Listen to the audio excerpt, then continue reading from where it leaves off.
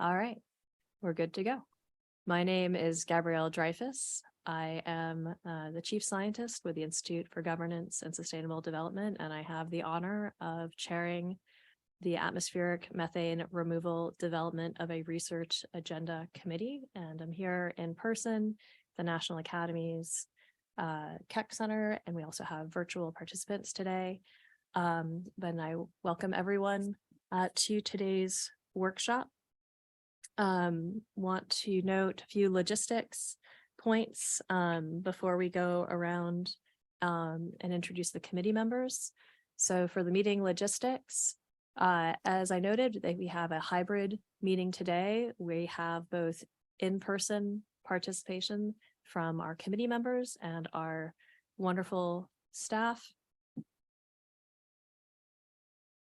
More loudly. Thank you for the note. All right, let's see if I can get this closer to me. All right, so we have a hybrid and virtual participation. So everyone should be on Zoom, and we will be using the raise hand feature for committee members. And for non-committee members, please use the chat for questions. And please turn on your camera to support a sense of community as in this workshop. This meeting is being recorded and will be posted on the event page in the coming days. Next. We have some, the National Academies has expectations for conduct, and the full policy is online at the link shown here. We are committed to fostering a professional, respectful, inclusive environment where all participants can participate fully in an atmosphere that is free of harassment and discrimination based on any identity factors. And again, the full policy is posted here, and we will be adhering to it. Next. We're here today to gather information as part of a National Academies study that is approximately an 18-month consensus study on atmospheric methane removal. The final report, this is a consensus report, will be released in 2024. The ClimateWorks Foundation is the sponsor of this study. Today's meeting is an initial information gathering opportunity for the committee. There are briefing materials on the event page that provides more information about the committee and the report. The committee is in the process of assembling information that it will examine and discuss in the course of making its findings, conclusions, and recommendations. Please stay tuned for additional information gathering opportunities, including a community workshop that is being planned for later this fall.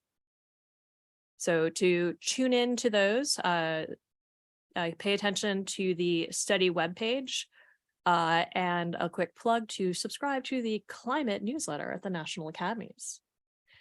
Very useful information in abundance. The committee will deliberate thoroughly and will draft the report, which will then undergo a rigorous external review process before it is released. And if you have any questions about the study, please contact Rachel Silvern, who will introduce herself in a moment. Next.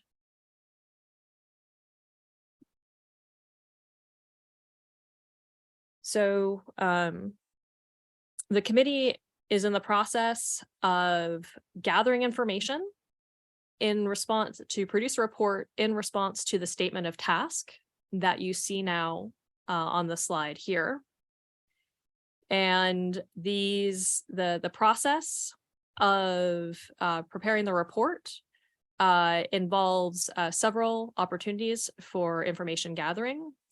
And in the type of open session that we are having today, we will hear presentations from invited experts, and then there will be opportunities for Q&A where we will prioritize questions from the committee members. Note that because we are information gathering, we will be asking probing questions. and that any comments that you hear from committee members should not be interpreted as positions of the committee. We're here to learn. And so this is part of the learning process. We will be asking questions, and we will have many months of deliberations as we work together to produce this consensus study. Will be deliberating thoroughly in writing this report, and it will go through a rigorous review process before it is released. And with that, Rachel, I would like to allow you to introduce yourself, and then we can go around and introduce the committee staff. Does that sound like a good plan? Thanks so much, Gabby. My name is Rachel Silvern. I'm a program officer with the Board on Atmospheric Sciences and Climate here at the Academies, and I'm the study director for the project. Thank you, Rachel. Brent, we'll do the committee staff, and then we'll do the committee. Sorry, guys, just gonna give these guys their limelight.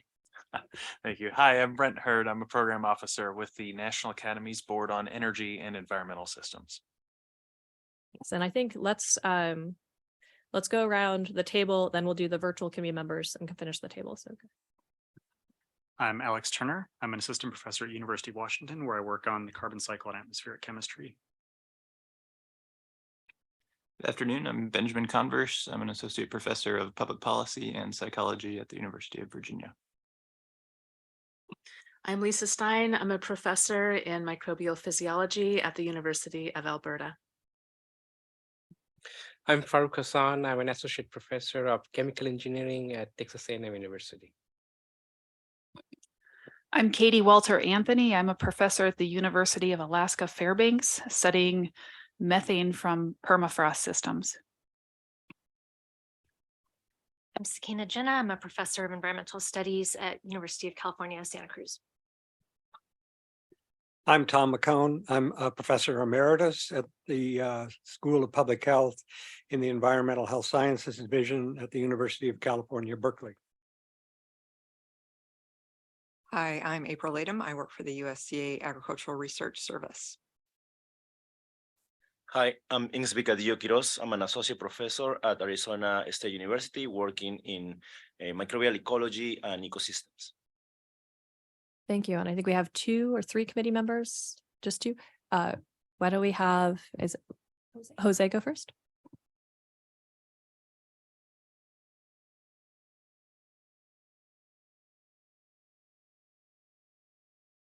Jose, are you there?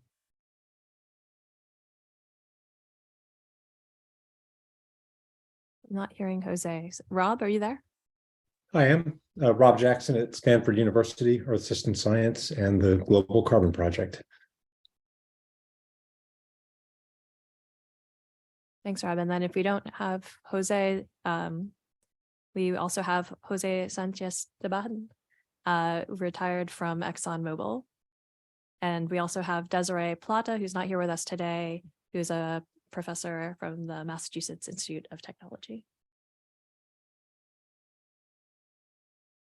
And yes, thank you. And Kris, Kris Jones from Georgia Institute of Technology. Thank you. I think with that brief round of introductions, let's do a quick reminder. Is there next slide? Yeah. All right.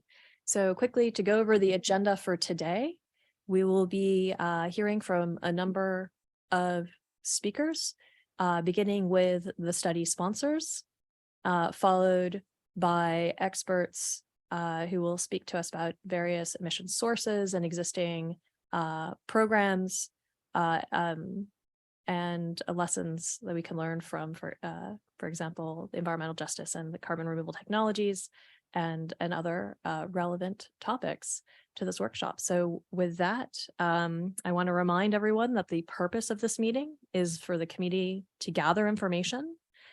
Thus, we will be prioritizing questions from the committee, questions from the public. Will be in the chat, and we will get to those as time allows.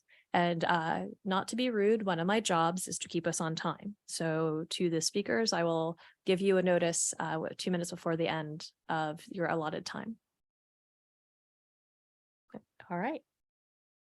introduce just Francis. All right, let's go straight into our first speaker with our sponsor discussion with Francis Wang and Jan Mazurek from the ClimateWorks Foundation. Jan Mazurek is the Senior Director of the Aviation and Carbon Dioxide Removal Initiatives at ClimateWorks, and Francis Wang is the Associate Director of the Carbon Dioxide Removal Program at ClimateWorks.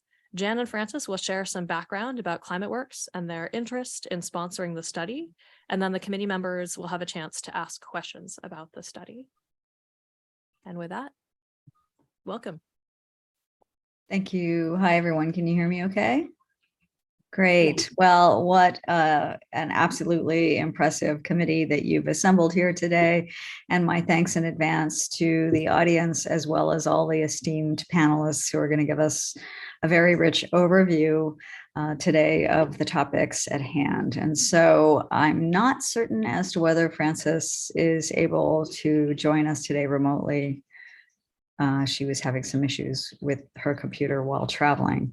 So again, I'm with the ClimateWorks Foundation. And for those of you who are unfamiliar with ClimateWorks, I'm going to provide a brief overview of ClimateWorks, of our carbon removal portfolio, and then our motivations for funding this work. And before I get started, I'll note that this is actually the third National Academy study in which we have had the honor and great privilege of being involved in some capacity, either as a sole funder or a funder partner supporting outreach and communications. And so it's always a pleasure to work with you, and we respect the rigor that you bring to this, and very much want to honor and uphold the independence of the committee process and findings. So I'm here today to provide you with some general guidelines, but I am not expert in the fields that you all broadly possess. So a little bit of background on ClimateWorks Foundation.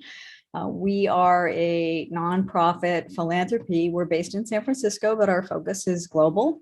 We were established in 2008, and our purpose is to end the climate crisis by amplifying the power of philanthropy. And so we work with any number of endowed philanthropic grant makers in the United States and around the world to work on a variety of solutions ranging from vehicle electrification to industrial decarbonization, maritime aviation, as well as carbon removal. We have re-granted about 1.3 billion to 600 grantees in over 50 countries around the world. And as mentioned, we do not have our own endowment, but our serve as a re-granter to climate philanthropy on the assumption that we can strategically help to deploy those resources and build the field in a just and equitable way. Our carbon removal program was established by several important funders 5 years ago.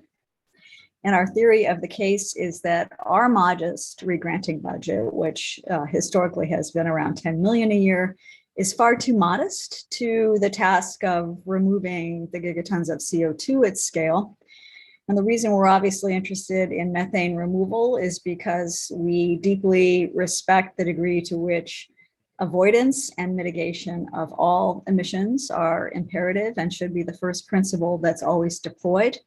But in looking at Earth system feedbacks around permafrost, more recently wetlands, and as the National Academies is finding with its important work on fire, the methane emissions from Earth system feedbacks around catastrophic wildfire are all top of mind to me in motivating the commissioning of this important work. And then I'll note too, last week's study published in the proceedings around methane emissions from the US oil and gas sector being 70% higher than reported. But again, I do want to stress my primary motivation for turning to the academies to interrogate some of these questions primarily is motivated by my focus on Earth system feedbacks and what they could potentially portend. I'll stop there and take any questions from the committee that are relevant, or anything I can clarify, anything that was confusing.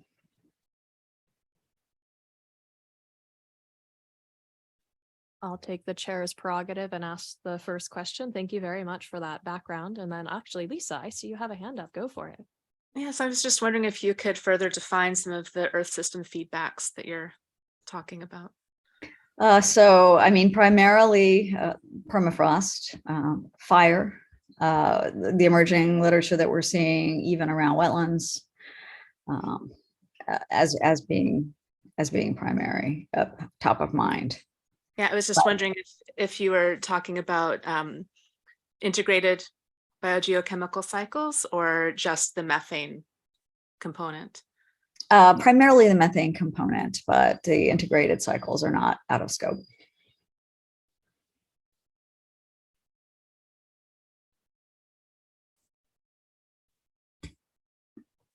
Katie? Hi, Jan. I work on permafrost methane, and one of the questions we discussed as a committee earlier this morning is the difference between mitigation and removal. So is your interest in how much methane is coming out of permafrost, how much more could there be in the future, or actually in looking at possible technologies for removing it once it gets into the atmosphere, rather than the latter. And so again, you know, obviously mitigation is primary interest, but not necessarily the focus of the study. And we're mindful that given the far more diffuse dispersion of methane relative to carbon dioxide, we certainly want to look at places where there are likely to be higher concentrations. But again, my primary motivation for this is anticipating feedbacks from the natural system. But again, the focus would be what then removal interventions might we consider to have at the ready to address that in the likely event that it occurs. I ask that because a lot of times these emissions are point source. And so right. Are you interested in a technology that prevents the methane from coming out before it actually escapes from the ground, or does it have to come out into the air and mix with the atmosphere and then remove it?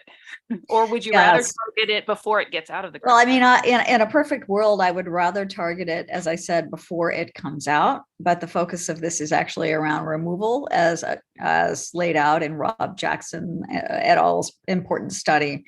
So,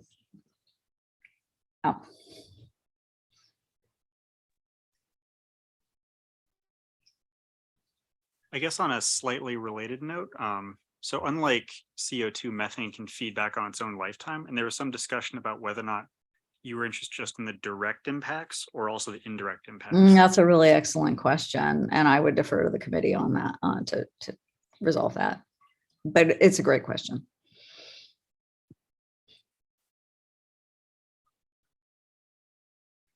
So getting into the statement of task, Jen, there are really three components. Recognizing that this is an emerging field, do you have a sense of emphasis among those three components, including in particular some of the concepts around cost and viability that you help speak to? Yeah, so again, to provide a little bit of guidance for those of you who haven't yet had an opportunity to look at the ocean carbon dioxide removal, and then more broadly, the 2019 carbon dioxide removal study that the academies conducted with climate philanthropic support. I think what we're really interested in is taking, Rob and team's paper the next step further, which is to not run all the way down the readiness levels of the TRLs, but basically to take all of the approaches that are within the realm of the possible, and this is a descriptive exercise. So I think of a matrix. I think of the approaches. I think of technological readiness. I think about cost. I think about social license, governance, and of course, unintended consequences of deployment that could be associated with each, and putting those in a spectrum. And sorry to oversimplify, but as a recovering academic, I tend to think in those terms. But I think that just laying out the approaches in that way with a thoughtful description for decision makers as to what knowledge gaps need to be filled around each of those to reduce the uncertainty and attendant costs, which of those we may want to take off the table entirely.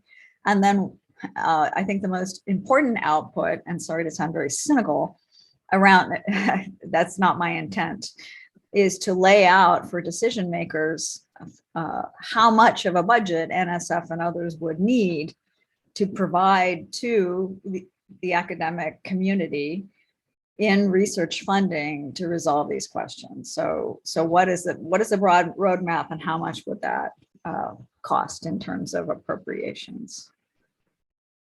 Excellent. That's really helpful. And as a follow-up, I think that's an important distinction from say doing the techno-economic analysis for a given approach versus a rough assessment of a research budget for examining a particular approach.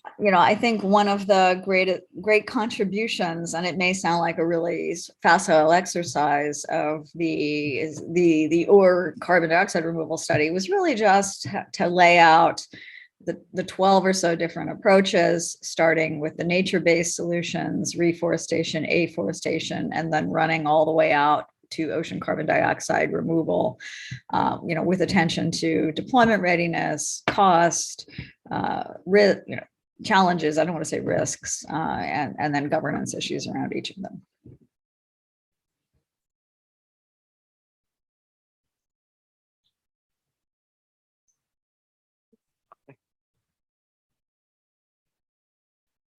I couldn't hear for a second. Thanks for that, Jen. I'm going to follow up a little bit on what you just said. Can you give a little bit more detail in terms of your interest in the relative balance between the sort of governance and social license and cost elements of the study versus the more technical and scientific aspects of what you're hoping to see in the report? Well, I think ideally we would want to, at least, my bias is always to weight those equally, because I think at the end of the day, it doesn't boil down to techno-economic and cost considerations. It turns on social license and social perception. So to the extent that one is able, I would want to see, if not equal, at least full consideration of those factors. Thank you for the question.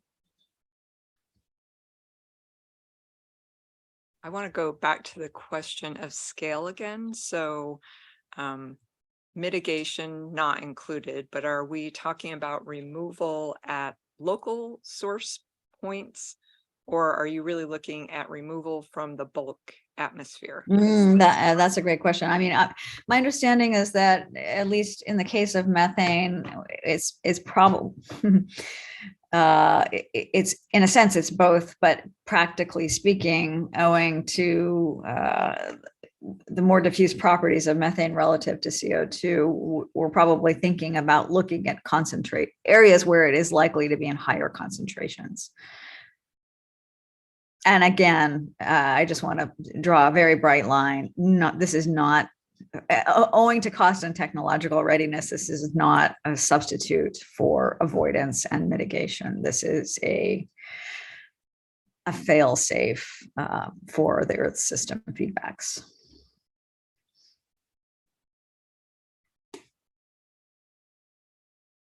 Since you raised mitigation, is there a bright line for you that you have already in mind, or you could help inform the committee of your thinking on differentiating mitigation from removal? Well, again, so if it's in the same way as we try to differentiate for carbon dioxide removal, carbon capture and sequestration, which is capturing it at the end of the flue gas stream, is mitigation or avoidance, and removing it from the atmosphere. And again, when I say atmosphere, I'm going to say, in the case of methane, there are going to be places where we will want to naturally go because it's going to occur in higher concentrations, but it's already in the atmosphere as opposed to being prevented from it. So it's an arbitrary device, but I recognize that we do have to draw certain boundaries around our thinking.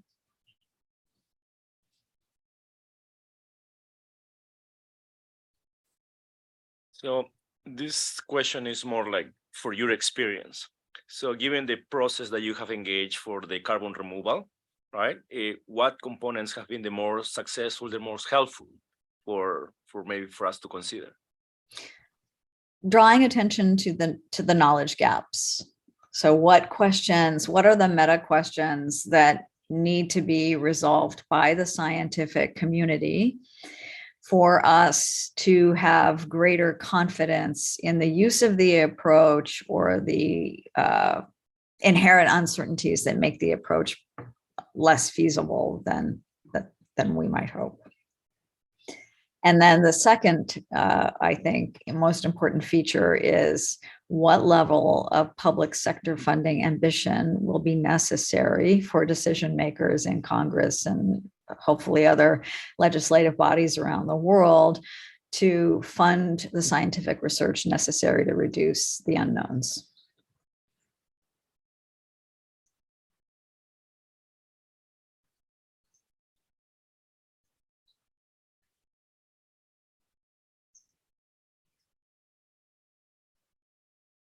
We're pondering here.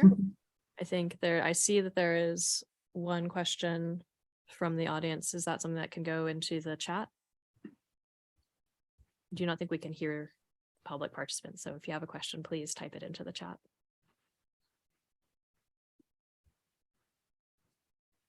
So Jen, just another question, I think.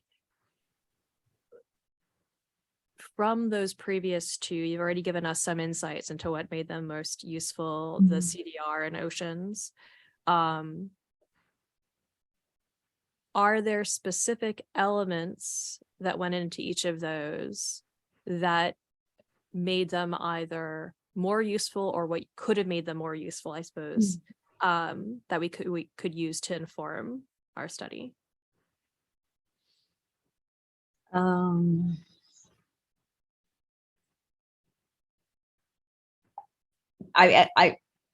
So is there anything that I would change, or no? Do you think went particularly well, or is there something, and is there something that you would like to see more of? You've already given us some indications of what was useful in those. I'm trying to think of if there's potentially more lessons, more specificity from those experiences that would be relevant to our work. None that I can think of offhand.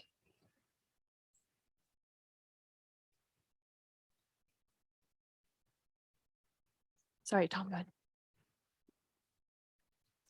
ahead. Thanks for joining us. I just wanted to expand a little bit on two issues, maybe.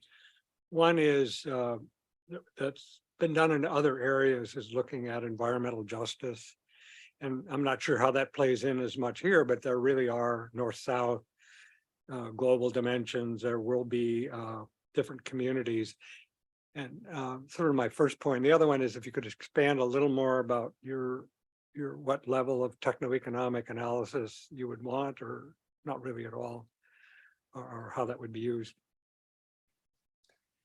So as to the global south, my apologies for not fully addressing that in my introductory comments. You know, my portfolio on carbon removal is the first and most expansive portfolio to address justice concerns, both as defined in the United States around legacy issues, as well as increasingly in other parts of the global south. And so because I think that this body assembled could very well address components outside of the US, but my experience also in watching other emerging countries in the global south think about this issue is that I think that it's going to have to be done on a country by country basis. And so I certainly would want for us to pay very careful attention to justice issues, particularly around First Nations in North America, as well as indigenous tribal populations, in areas that are going to be suspect to more rapid acceleration of Earth system feedbacks. That's critically important. And to the extent that wetlands are likely a source. I think we want to think about that very carefully as well. And the reason that I'm leaning very hard into the Earth system feedbacks is that I'm very acutely aware through our carbon dioxide removal work around the moral hazard questions associated with oil and gas extraction. And that was something that I don't want to gloss over, but this is not a moral hazard approach to in any way continue those extractive activities. This is intended to preserve human environmental health by being equipped to address the Earth system natural feedbacks if and when they should occur. As to the second question around the technological assessment, I realize that there is limited scope and budget and resources, and so I would not expect a full analysis for each of the various potential pathways around techno-economic assessments. But that's certainly something that the committee could recommend if the finding is that much more research needs to be done there. But I don't want to say, I don't want to overemphasize that at this point. I just really want a fuller understanding of what the knowledge gaps are and what it'll take to address them. But thank you for your question. Thank you. So I think actually that speaks to some of the questions that I'm seeing come up from some of the public participants. I was wondering if you could speak more to, you explained a little bit some of the feedbacks, but from a climate impact perspective and this distinction in terms of time and temperature. Why is methane removal getting attention now? Why did it get ClimateWorks attention? Why is this something that deserves the attention of an academy study? Just what are the impacts of feedbacks that raise concerns? Well, I don't want to turn the conversation entirely around or put anyone on the spot, but those authors on your committee who have published in peer-reviewed journals on this topic may want to take a first crack at some of these questions.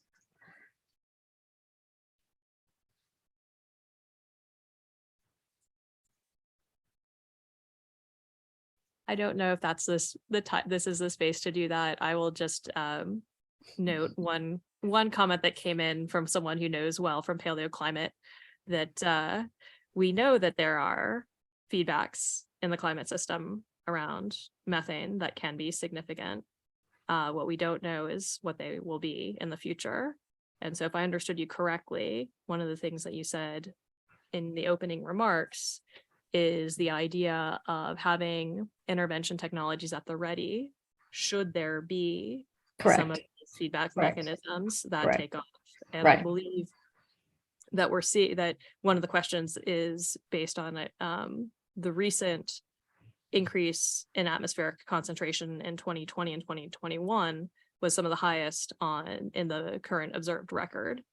And that may be, we don't yet fully know what the causes of those are. And I'm looking at other experts on the committee for this.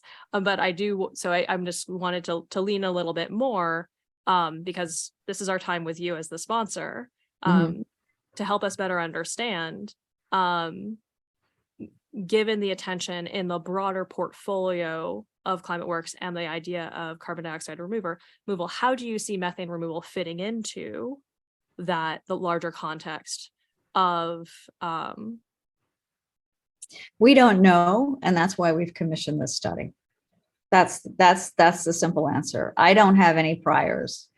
I know from my scant review of the literature, as well as questions that are emerging in the private sector, that there's an increasing interest.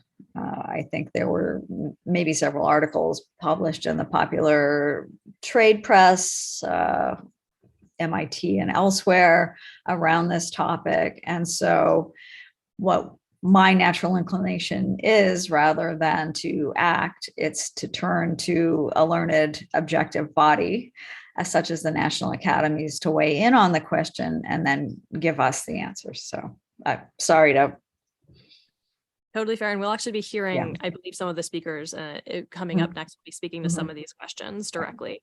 Alex, I see you have your hand up. Hi, Jen. I had one question on sort of the scope and didn't see much on evaluation of the methane removal methods. Is there interest in evaluating the efficacy of them, or is it more focused on what is the technology we need to make these happen?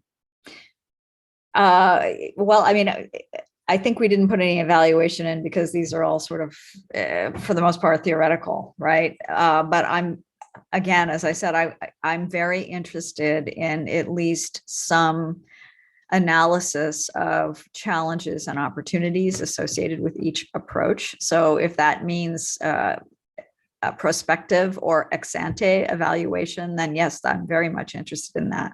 So again, I'm not looking for techno-economic analysis and outputs. I'm looking for a very qualitative assessment as to what are each of the approaches, what is their potential state of technological readiness, what are challenges and opportunities associated with each approach, what's the cost associated with each approach, and what are the knowledge gaps that the scientific community has to address if they are interested in moving forward with any of these approaches. And I'll tell you why I'm interested in this. One of the reasons we commissioned the ocean carbon dioxide removal study is there's oftentimes a unbridled race or interest on the part of our partners in the private sector to run ahead with technological approaches that may not actually be ready, or that may have adverse unintended consequences, or owing to very complicated planetary systems dynamics and flux and mixing, may not achieve the objective for which they are intended, in which case we've wasted a lot of time and money and resources and effort on something that ultimately didn't benefit the climate. And so that's why we've turned to the academies, because we see this as an issue that is emerging, that has attracted, as you'll hear later today from any number of the presenters, popular imagination and interest. And so we want to lay down a very objective, rigorous marker in anticipation of that.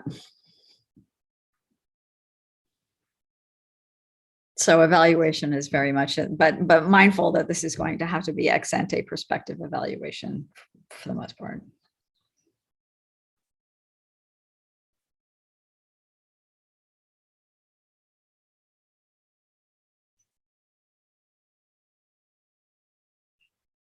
Just trying to keep track of what's going on in both sides. So there are a number of questions I think that are in the chat. Some are being answered by some committee members. I think some of our other speakers will get to those. Jen, while we have you, I think the answer you actually just gave was fantastic in terms of helping us understand some of the interest here in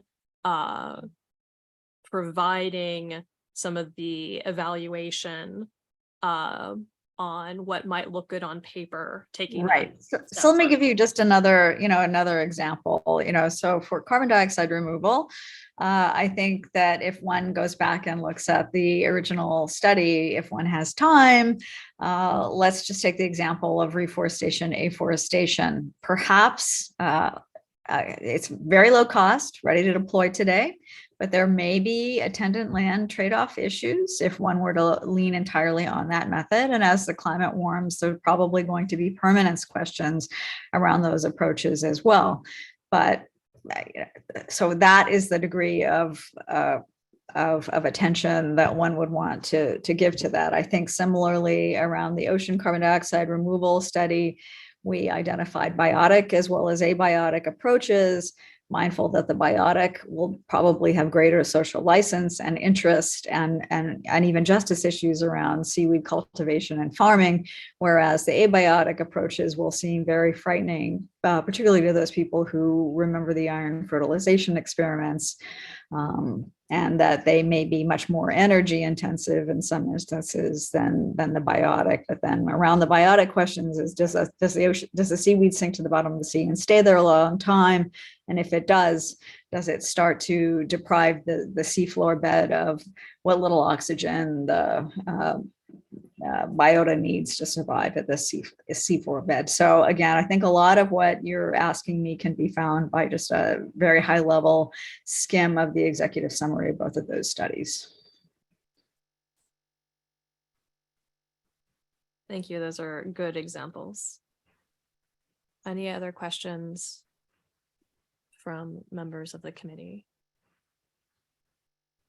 Rachel, are there some from the public that we should bring in, or Francis, if she wants to. Oh.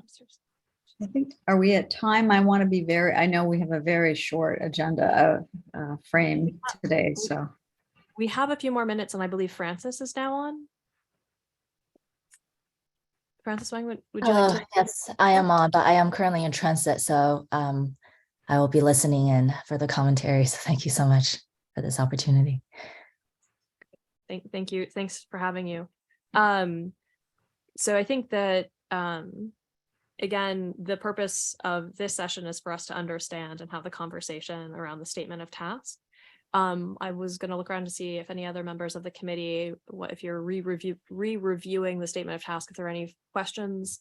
I think it's been very helpful to hear the thought that went into the ocean CDR study as an example, and some of the other contexts around this idea of the research agenda and budgets, but also very much this environmental justice, social license type questions that have been raised. I've not been able to keep up with the comments in the chat. I do want to remind that the members of the public that there will be a series of presentations by that are more topical on terms of sources and sinks. So some of those questions will be answered by those experts. But I wanted to see if there were any relevant questions. I think this is mostly an opportunity for the committee to hear from the sponsors. So that's why we're focused. So can I see your hand now? Sorry. Yeah. Thanks. I wanted to follow up, Jan, on your answer to Tom's question earlier about environmental justice and the comment you made about the importance of incorporation of consideration of impacts on Indigenous communities. Could you say just a little bit more about your interest there and sort of the level of depth and engagement you would like to see on that topic specifically, because it's fairly specialized.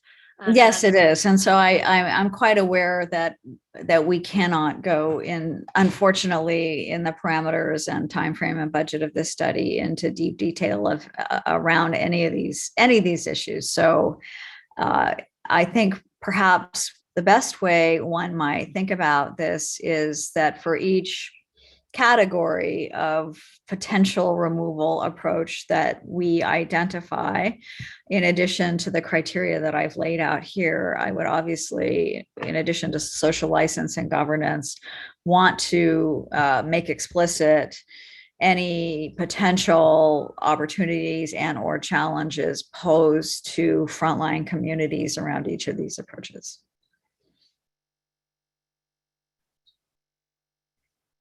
So I think of it as a matrix, right, with the potential approaches that are outlined, and I don't want to just limit them to those that are in the Jackson paper, but potentially beyond if the committee finds that there are other potential pathways that have been elevated since that time.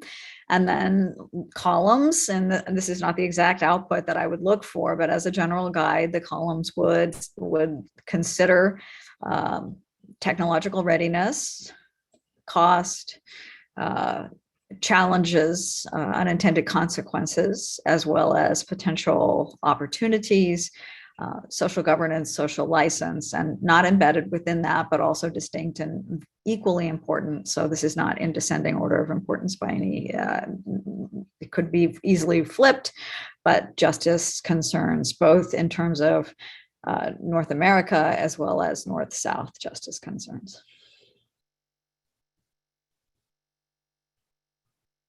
Thank you very much. And I'm looking in to see if there are any other committee member questions. I do see a number of questions in the chat. Again, I've been able to sort of sift through them a little bit, if I may. And so I see a number of concerns about agricultural methane, and I do believe that there are pathways, and it's also obviously higher concentrations in feedlots, but again, without jumping over mitigation methods, it's certainly within scope, obviously. So that's the answer to that series of questions. And then I see other questions that are sort of asking, well, why are you jumping over carbon dioxide removal when there's so many unresolved issues there and going directly into methane removal. And I don't see those two approaches as being in competition any more than I see the IPCC Working Group 3 telling us now that removal is a feature that we'll have to consider in virtually every pathway to keeping dangerous emissions from rising above the Paris agreed upon levels. And my scientific interest is just simply that, to understand whether there is a there for methane, not in any way to say we've solved the carbon dioxide removal problem or that one should take precedence over the other. Perfect, thank you. And I think with that, we want to thank you again for taking the time to go through the intent and walk us through some of the examples. I think that with that, we're going to move into a series of presentations. And so some of the questions in the chat will be answered as we get some of these additional details from these experts in this field. Again, this is a learning opportunity for us as well. And so each speaker, so Jen, thank you so much again. And I think we'll transition now to our first speaker. Each speaker will have 10 minutes for their remarks, followed by 5 minutes of questions. So about minute 8, I will chime in to give you a 2-minute warning so that we can try to stay on time and have time for questions after each presentation. And I see that our first speaker is already pinned. And so it is my pleasure to introduce Ben Poulter, who is a research scientist in the Earth Sciences Division at the NASA Goddard Space Flight Center. He will talk about some recent work on sources and sinks driving the recent methane trends. Ben, over to you. I'll chime in when you've got 2 minutes left. Okay, thank you, Gabby.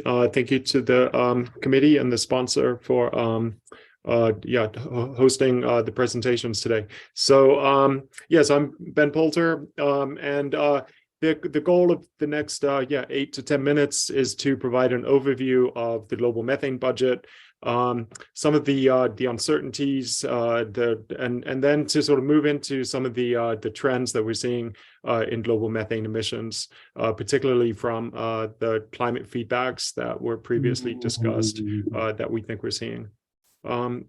Is the presentation showing? Not yet. Okay. Working on it. So the background image, by the way, is the Everglades National Park, where the NASA carbon monitoring system is funding us to measure methane and CO2 fluxes of the sawgrass and the mangrove ecosystems in this region. And part of this work is being used to look at how we can inform blue carbon activities to consider both the CO2 uptake of blue carbon ecosystems, but then also the methane emissions that come or are produced from these wetland systems. And through the CMS project, we're also partnering with some of the tribes in the region, so including the Seminole tribe of Oklahoma and the Miccosukee. So we're trying to incorporate some of the environmental justice issues that were also mentioned earlier. Your slides are live. Okay, I can see them. So thank you. All right. Great. So we're discussing global methane budget, emissions and removals, and touch on some of the emerging climate feedbacks that we think that we can measure now and also model. So next slide, please. These figures are taken from my colleagues at NOAA, where we're showing the marine boundary layer measurements of atmospheric methane concentrations and their growth since the mid-1980s. Today, methane concentrations are roughly 170% higher than pre-industrial levels. Methane is responsible for around 1/3 of the warming since 1850. But also, we see that the growth rates of methane vary year to year in latitudinal position, which is what the figure on the right is showing. So we're showing time on the x-axis and then the latitude on the y-axis. And then you can see these hotspots of atmospheric methane growth emerge and disappear, where in the recent 3 years, we're starting to see those hotspots be sustained in time. The figure on the left is showing the global growth rate, the global concentrations of methane. And we see a fairly dynamic picture in how methane concentrations are increasing, where there was a steady increase in the mid-1980s to 2000, period of stabilization between 2000 to 2006, followed by a fairly abrupt renewed growth in 2007. And then in 2020, we've seen a doubling in the atmospheric growth rate to levels of around 15 parts per billion in 2020, 2021, and 14 parts per billion in 2022, with those results or that assessment just released last week by NOAA. So the acceleration of around 15 parts per billion is roughly double the growth rate that was happening between 2007 to 2019, which was roughly 7 to 8 parts per billion. At the same time, the inset figure on the left shows the isotopic composition of atmospheric methane using the stable carbon isotope C13. And we can see that since 2007, there's also been a fairly abrupt decline in the abundance of C13 methane in the atmosphere. And so we can use this as a line of evidence to understand the sources of emission of methane emissions, which would have to be depleted in C13, which points toward biogenic sources of methane being the driver of this renewed growth and potentially the acceleration. And so the biogenic sources include both wetlands as well as agricultural sources, including enteric fermentation. So the next slide, please. The global methane budget is an activity that's coordinated by the Global Carbon Project and includes scientists from all over the globe with different areas of expertise. The global methane, the most recent global methane budget was published in 2017. And there's currently an update extending the global budget to 2019 that should be published this summer. Roughly, we can see on the left the emissions of methane, with roughly 20% of emissions coming from oil, gas, and coal activities, about 40% of emissions arising from agriculture. This includes livestock, rice production, and waste management. And then a smaller fraction coming from fire emissions. And then on the natural side, we see about 30% of methane emissions arising from wetlands, which include vegetated wetlands and lakes, rivers, and ponds. The main removal of methane from the atmosphere is from a chemical sink. So it's the methane chemistry reacts with hydroxyl radicals in the atmosphere, removing roughly 90% of the equivalent of 90% of the methane emissions. And then the remaining 10% is removed through reactions with stratospheric and marine chlorine chemistry, as well as a methanotrophic sink in the soils. And so there's an imbalance between the emissions and removals, which leads to the growth of atmospheric methane concentrations in the atmosphere. So next slide. Just looking a little bit more closely at the removal processes. So the hydroxyl radical OH is the main oxidant of methane in the atmosphere, again responsible for about 90% of the removal of methane in the atmosphere each year. It's a challenging reactant to measure. The lifetime of OH is on the order of seconds, and so we rely on chemistry climate models to estimate the OH abundance. But there's also different traces that can be used that react only with OH in the atmosphere. So methylchloroform which was banned under the Montreal Protocol, has provided a tracer to understand the abundance of OH in the atmosphere. But as methylchloroform abundances become very low in concentration, the uncertainties tend to increase with this approach. There's also isotopic approaches that can provide constraints on the abundance of OH. And so the figure on the right shows the different estimates of OH abundance in the atmosphere going back to the early 1990s. And you can see that there's a wide spread in the estimates of OH abundance, and it changes from year to year. And at present, we don't think that there's any discernible trend in the abundance of OH. And so this means that the emissions are the main driver of the growth of atmospheric methane concentrations. Next slide. The uncertainty in the chemical sink, though, does imply that there is still significant uncertainty in the emissions. This figure is simply showing that the spread in the total emissions of methane is also linked to how we understand the removal processes of methane, particularly with respect to OH.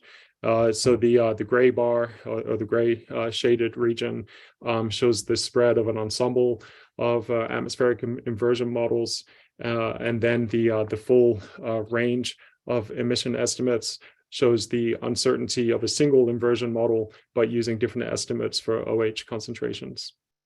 Next slide. 2 minutes. Okay. So atmospheric methane removals, also there's a natural sink component to the removal processes. And this is responsible for roughly 10% of atmospheric methane removal, driven mostly through microbial communities living in oxic soils. And the figure on the right shows that this removal process is sensitive to a variety of processes. In this case, nitrogen deposition can change the redox state in the soils, leading to reduced methanotrophy or methane removal in the soils. Next slide. So in 2020, we've seen this doubling of the atmospheric growth rate of methane. There's several studies that have been published now that have looked into what the drivers were for the growth rate in 2020. This study links a decrease in atmospheric OH concentrations and an increase in wetland methane emissions in explaining the growth rate of methane in 2020. And so the decrease in OH abundances was linked to COVID-19 shutdowns that cleaned up the air for a short term, reducing nitrous oxide concentrations, which are precursors for ozone formation and eventually OH abundance. And so 2020 is an interesting case for how we understand atmospheric methane growth. Next slide. At the same time, recognizing I'm short on time, we've seen the increase be sustained in 2021 and now 2022. And what we think we're seeing now is an increase in methane emissions coming from tropical wetlands. The figure on the right, the black line, is showing tropical wetland methane emissions from a simulation using observed climate compared to wetland methane emissions from projections of climate. And we're seeing a signal now emerge from the noise. And this implies that there could be wetland methane climate feedback that's now emerging with the warming that we're seeing in the tropics. So next slide. I think I have 2 more to go. This figure is showing on the right that projections of wetland methane emission feedbacks tend to show that below 2 degrees warming, that there will be a tropical response in terms of increasing wetland methane emissions. And then once we exceed 2 degrees warming, we start to see a high latitude response in terms of increasing wetland methane emissions. Next slide. We've also, the concern here is that with the IPCC assessment, that the wetland methane feedbacks are fairly poorly understood, and don't play a strong role in terms of how the remaining carbon budget is taken into account to drive the NDCs. Next slide. At NASA and elsewhere, we're trying to reduce these uncertainties through developing new greenhouse gas constellations, both to look at the point source emissions as well as diffuse emissions. Next slide. And then we're also working with global networks of methane monitoring. But you can see with this work by Gavin McNichol that in the tropics, we still have very sparse direct observations of wetland methane emissions. And then the next slide is my final slide. So so we have several sort of challenges, knowledge gaps and uncertainties, which imply that there are also risks associated with how we understand and attribute the growth of atmospheric methane. And so I will end here so that there's time for questions. Thanks, Mann. I think this is a great slide to end on. Actually, can we keep that slide up? I think I'm seeing a number of people studying this closely. So as people study this more, Mann, can you speak to a little bit more? You went through quickly what we understand and don't understand about the acceleration that occurred in 2020 and 2021 in terms of the sources and sinks and how both of those may have contributed. Right. So we've so wetlands by themselves are responsible for roughly 40% of global methane emissions. And with the evidence of the depletion of C13 methane in the atmosphere implying a biogenic source, it's sort of long been thought that wetland methane emissions are increasing. But given the high interannual variability, as well as other scenarios for how to interpret the isotopic record, that there's been some doubts and need for more investigation into the wetland methane climate feedback. But what we're starting to see now, again, is this signal emerge from the noise in 2020, 2021, 2022, seems to be sort of driving that signal in terms of the climate anomalies and the effects that they're having on particularly tropical wetland methane emissions.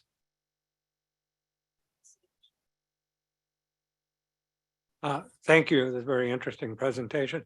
I guess in terms of the wetland climate feedback, I mean, you seem to imply it was mostly from increasing methane, but is there, so I'm biased about being in California and watching the Central Valley turn into a massive wetland because we have so much snow melt this year, but is there other places where the feedback is actually the increasing size of the wetlands or scope, or is it mainly just through the feedback of warmer climate, increasing methane emissions, carbon dioxide emissions from wetlands? It would be some combination of both an increase in wetland area as well as an increase in methanogenesis due to warming conditions and changes in substrate. What has been happening over the last 5 years is the detection of sort of wetland of wetland areas that were previously not really known about or underappreciated. So, for example, the Sud wetlands in Africa were detected through first through the Tropomi mission, and then more recently through the GOSAT mission. And we're starting to see these that sort of the summation of these fairly large wetland complexes that weren't well understood in the past are contributing quite a lot to the global methane budget. And these are areas that are also undergoing strong warming trends and precipitation extremes. See a question from Lisa and then Hinsby. So you mentioned that nitrogen deposition was reducing the biological methane sink globally. I'm just wondering, is that nitrogen deposition from atmospheric deposition, from fertilizer use, or from both? And is I didn't catch if there was variation globally. So that, right. So the methanotrophic sink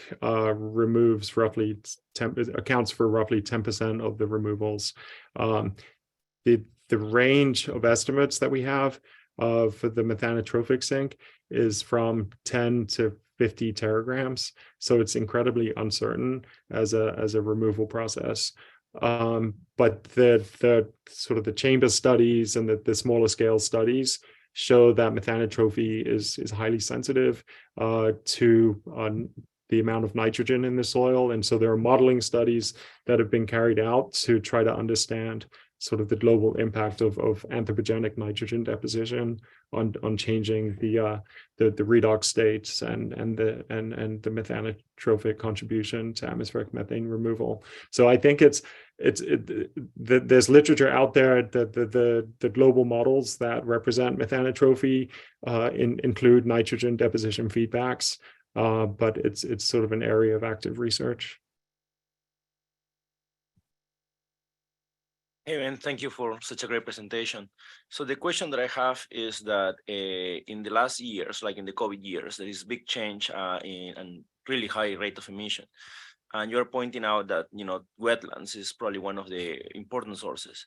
So with the modeling, with the satellite sensing that now you guys are capable, how do you compare the changes between the boreal part, right? Permafrost, those type of areas, versus the tropical in terms of contributions? So there's multiple approaches that we're using to estimate wetland methane emissions, using a combination of chamber measurements, flux towers, aircraft, and satellites, and each. So the tropics have their own sort of challenges in terms of the infrastructure that's available to have ground networks, or through things like cloud cover, presenting challenges for remote sensing.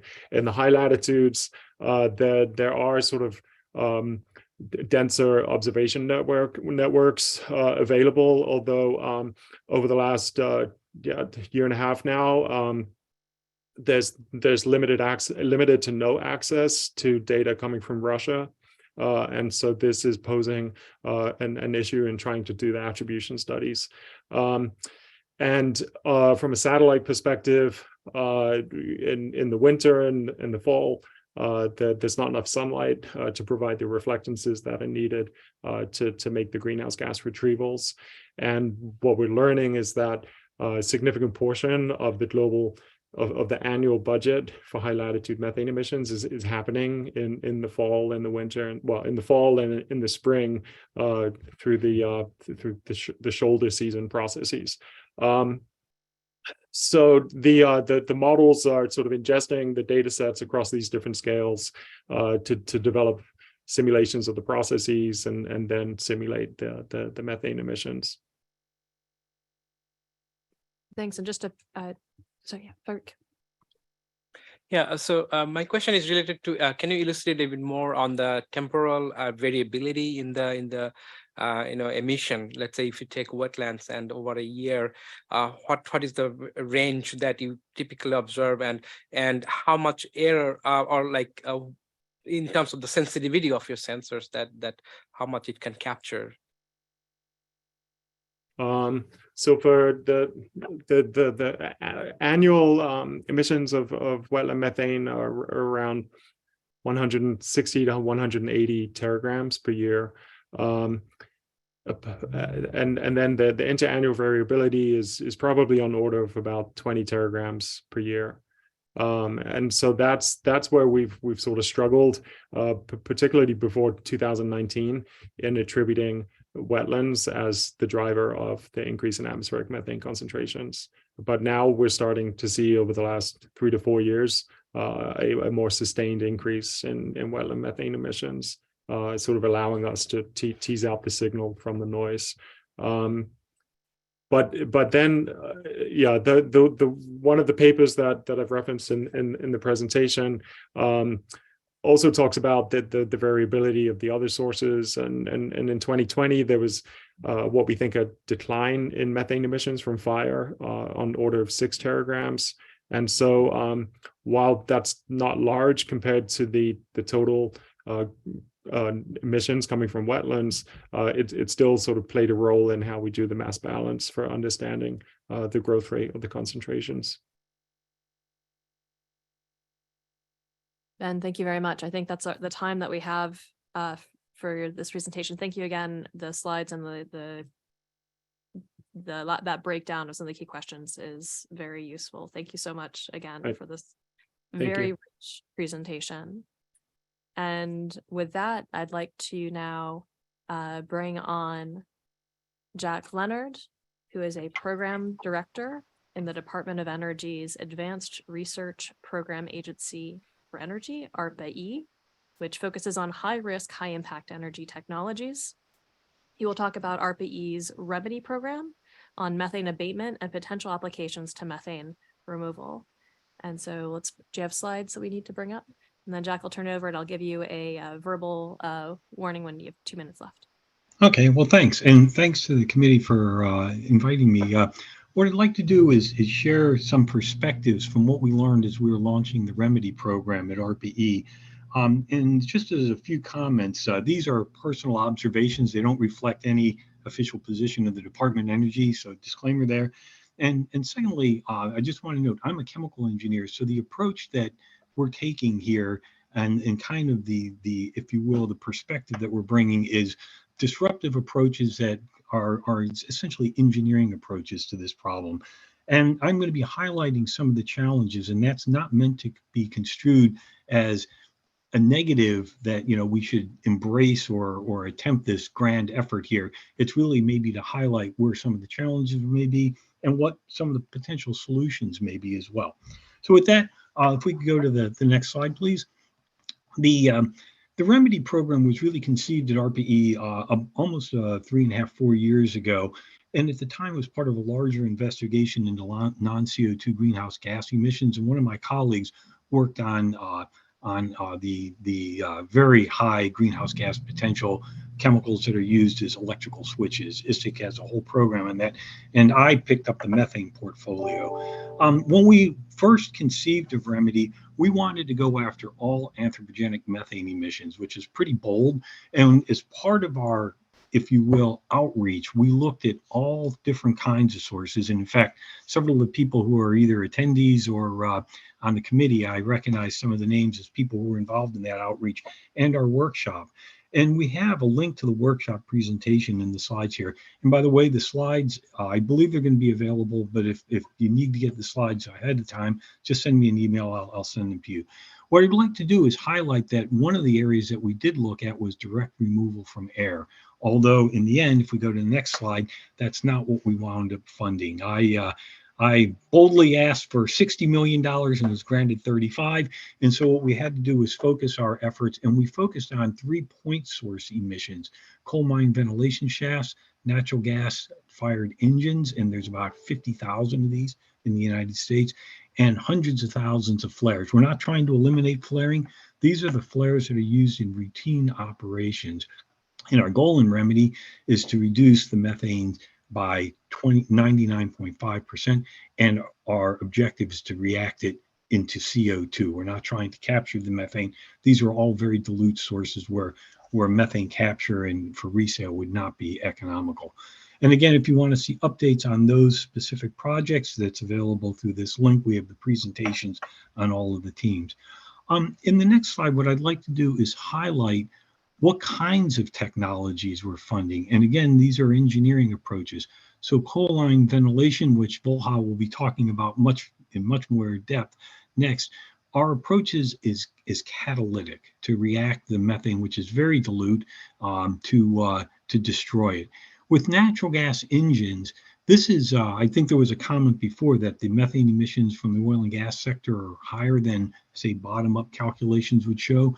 Well, that's because some of the emission factors may not be quite accurate. Natural gas engines were designed to reduce the emissions of CO and NOx. And in the trade-off with these lean burn engines, methane slip went up. But at the time, in the 70s, 80s, and 90s, methane slip was an acceptable, if you will, trade-off against reducing, NOx and CO.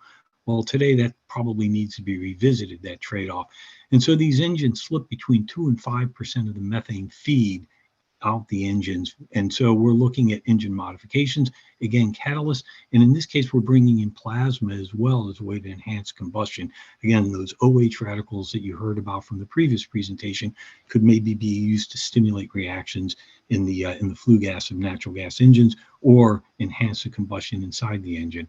With flares, we're looking at advanced burners, integrated heat transfer, catalyst, plasma enhanced combustion, etc. And our goal here is to take the nominal flare efficiency from 98% to 99.5 across all ambient conditions.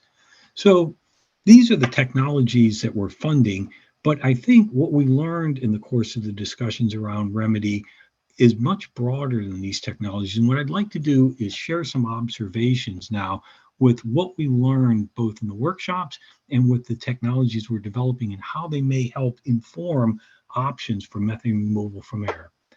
So the first observation is an obvious one. If you're trying to remove methane at 2 ppm and you're targeting trying to get on the order of 10 metric tons a year, you're going to need to treat a lot of air.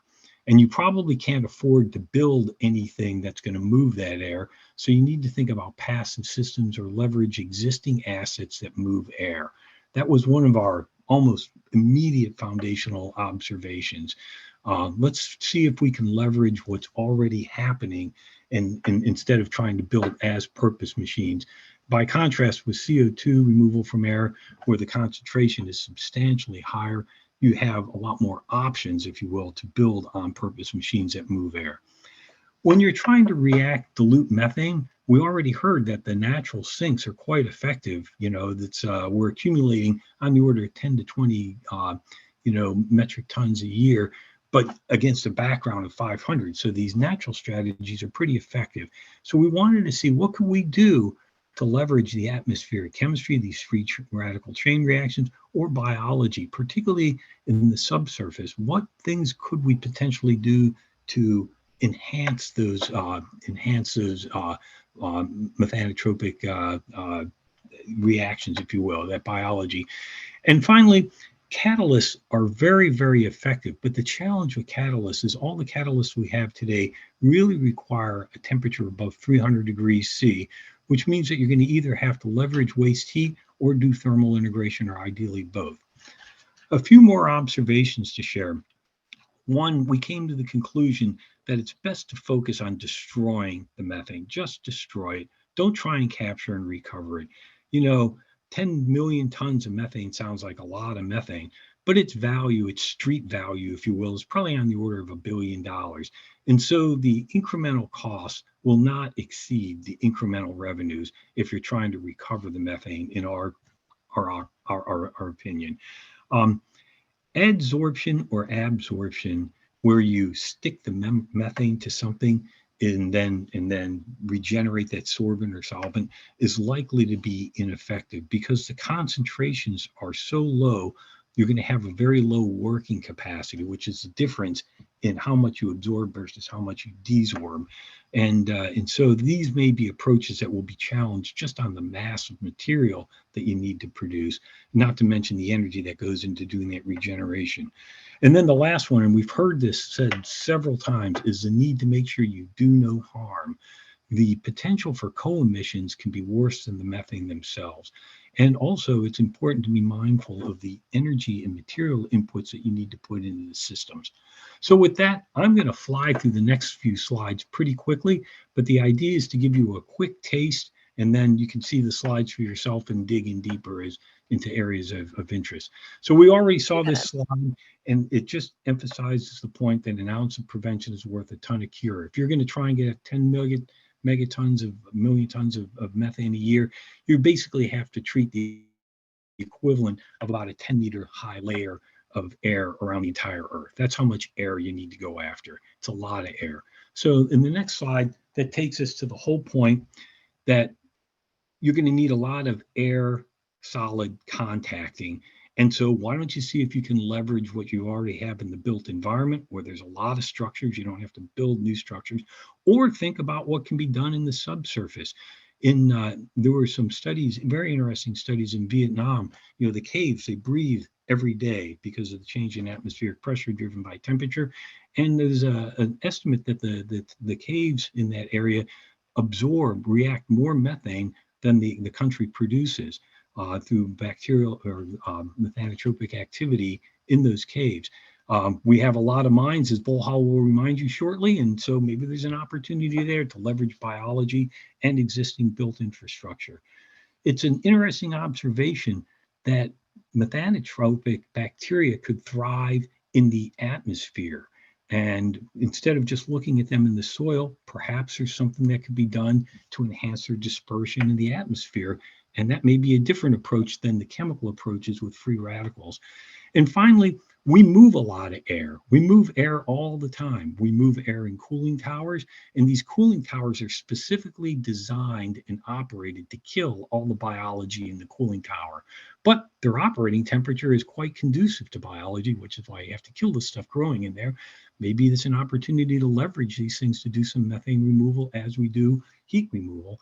And finally, we've got a lot of spinning windmills, and maybe there's something we could deploy on those spinning windmill blades that might enhance the destruction of methane. So these are just thoughts about things that you might be able to deploy to get around a cost problem. And now let's go quickly through some of the options at what we learned. So I mentioned catalysts before. Catalysts are quite effective, but the problem is they have a light-off temperature that usually requires 300 degrees C.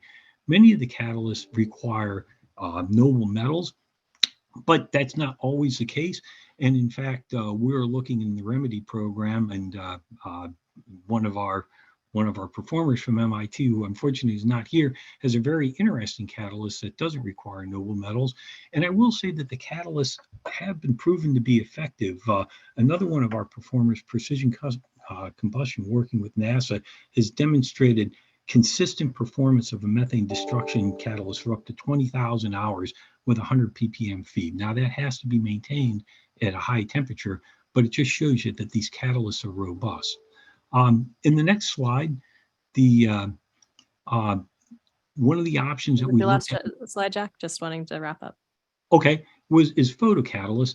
And photocatalysts could be deployed again on some of the built infrastructure, and it allows you to perhaps work at lower temperatures. So you'll see the rest of the slides, they're available to you. And it's really just a menage of, here's a bunch of different technologies that could be effective, and happy to share our observations and our thoughts as you're working on these approaches. Thanks, and happy to take any questions. Jack, thanks. This was great. That observation slide and these lessons, I think, are very, very valuable from the work that you've done already, looking at the potential in some of these ideas, looking to see if there are any hands from the committee. Are there any particular slides that people want to see up, or should we can take the slides down? Okay. So we'll have these will be available as well to the public. Lots of very interesting data in there. Can you, I guess, going back to some of our previous question, I'm curious where the 60 million number came from in your thoughts. Like, what would that have included in terms of some of these air methane removal options? Yeah, so we wanted $35 million to work on the core remedy programs that you saw. I asked for $15 million to work on enteric methane because that's actually the #1 source. Unfortunately, cows are not considered to be in the scope of ARPA-E. I made a plea that cows are energy conversion devices that operate inefficiently, but that argument was not whatever. It didn't work. So cows are somebody else's responsibility, not ARPA-E's. And then the last 10 was to look at really exploratory areas in the whole methane from air removal, because we had a number of ideas, but you know, these ideas haven't been tested in the concept, at least at that time, of methane removal from air, which is quite challenging because of the dilute nature. But all I got was the 35 million. So But we are hiring program directors all the time. So if somebody's interested, come on board and you can pitch the program and perhaps you'll have more luck. Our budgets are going up every year. Thanks, Alex. Hi, Jack. Thanks for a really nice talk. So I had one question related to the dilute nature of what you're talking about. So you mentioned forced air systems might be pretty important for this, but I was wondering if you also did the calculation if you assume much higher concentrations in your super emitters, for example, or is that the concentration? Oh, yeah. Really Yeah, elevated to really make a difference? yeah, it's really, it's always a, if you will, it's ultimately it's mass transfer. You got to get the reactant to, the thing, whether it's a biological cell or a catalyst or whatever the operation is. And so the higher the concentration, the less mass you have to move. Everything's to your advantage. You also get the advantage that the higher the concentration, the higher the temperature that results from that methane destruction reaction, which can be quite a benefit. For example, with the VAM systems, we can operate those at 0.2% methane concentration. If it gets below that, it's below its autothermal point, and then you can't use those same types of reactions to approaches to solve the problem. So I guess quick follow-up on that. Do you think some of these are more viable near very large super emitters, or is it really you'd need some forced air system really to get enough mass for these? So one of the big super emitters is landfills. And I think in the slides, we talk about biofilters, and there's a number of ideas. And I think biofilters deployed on landfills, and this has been tried in the past, that could be a very effective strategy. The biofilters, now you're dealing with biology, you've got diurnal cycles, you've got to deal with warm and cold, you got to feed the beast. But they could be extremely effective, I think, for many of these dilute sources. It gets a little bit harder to think about biofilms deployed in wetlands and in ag like rice paddies because you have divergent maybe interests there that you have to attend to, but certainly for man-made structures like landfills, I think they could be very appropriate. So I'm gonna take one more question. I see Farouk, you have your hand up. Hi, very nice talk. My question is related to again the concentrations. And you made a comment that it's better to burn the methane, but the catalyst system needs high temperature. What is your take on, let's say, having hybrid systems where basically you don't need to capture CO2 with a very high purity level, but you have some intermediate level and then burn it. But those kind of systems will be also feasible? Well, when you're looking at methane capture, the methane molecule itself is highly symmetric. And so it doesn't want to adsorb or absorb on pretty much anything, carbon, but the working capacity is low. So if you're going to look at a two-step process, that first step of adsorption is actually a very difficult one. And then you're subsequently going to, say, oxidize it. I think in general, it may be easier to just work on the oxidation, even if you're working at a lower concentration, just because that adsorption and adsorption process requires a lot of area. You're going to have to move a lot of air, and that's going to take a lot of energy. And then you actually have to heat to do the desorption, and that's also a lot of energy on top of what you need to put in for moving air. Thank you very much, Jack. Very much. This is a great presentation. And with I think I'm going to move on to coal bed methane. So thanks again, and looking forward to digesting those slides with more time. And so I would like to welcome Volha, Roshchanka, and Jerome Blackman from the U.S. Environmental Protection Agency. They are program directors at the EPA and lead the EPA's coal bed methane outreach program, which they will be talking about today. I'll give you a 2-minute warning at about 8 minutes in. Over to you. Great, thank you. We're going to tag team this, and hopefully everyone can hear me. I am Jerome Blackman, and I'm going to talk a little bit about why methane, and specifically why EPA is involved and interested in methane. I'll go over some of the sources from the coal industry, and then I'll also talk about some trends, and then I'll hand it over to Volha to talk about our program and specifically how we work with the coal industry. Next slide, please. So why methane, and what's EPA's involvement and interest in methane? The methane is actually a greenhouse gas, and if it's a surprise to you guys, we at EPA, we're within the Office of Atmospheric Protection, and we're in the Climate Change Division. We are interested in reducing greenhouse gas emissions into the atmosphere. And so methane is a very potent greenhouse gas. It's 28 times more potent than carbon dioxide. It also contributes to ground level ozone. It's a precursor to ground level ozone. And within the industry, it's a safety issue.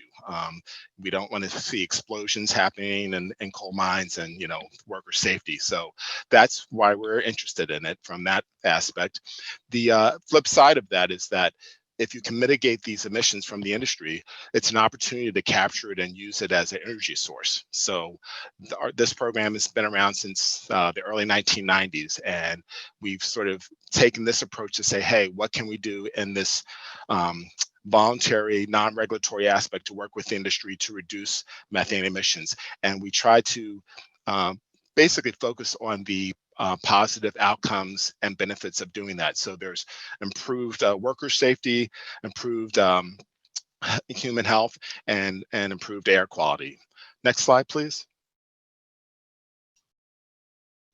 So I want to just talk about the sources of methane from the coal industry.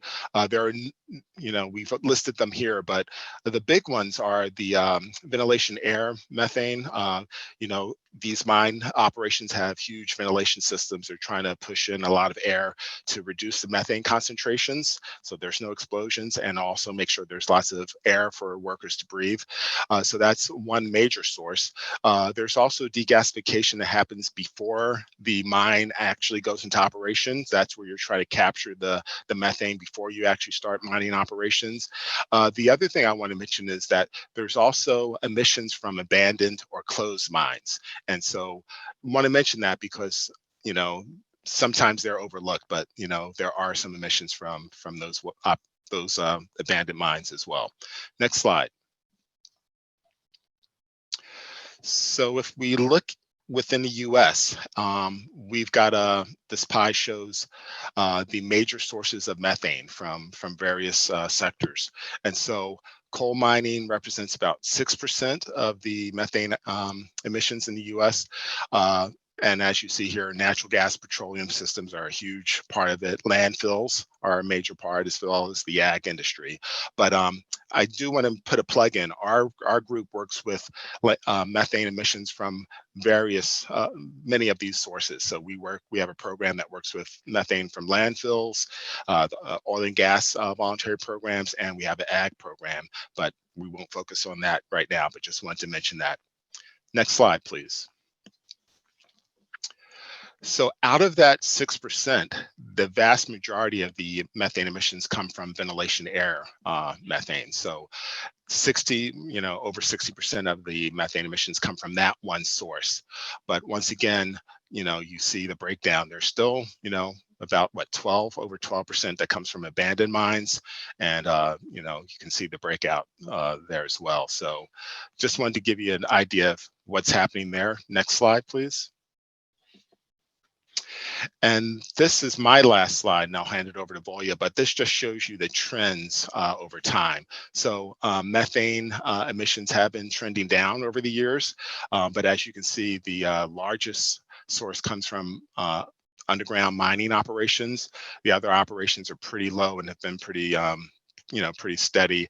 There was this one blip, looks like 2006 or 7 through 2010, which Volha and I noticed when we were putting this information together. We have some ideas about what might have gone on there, but just the big thing here is that, you know, methane emissions have been going down, and we hope that we can continue that trend.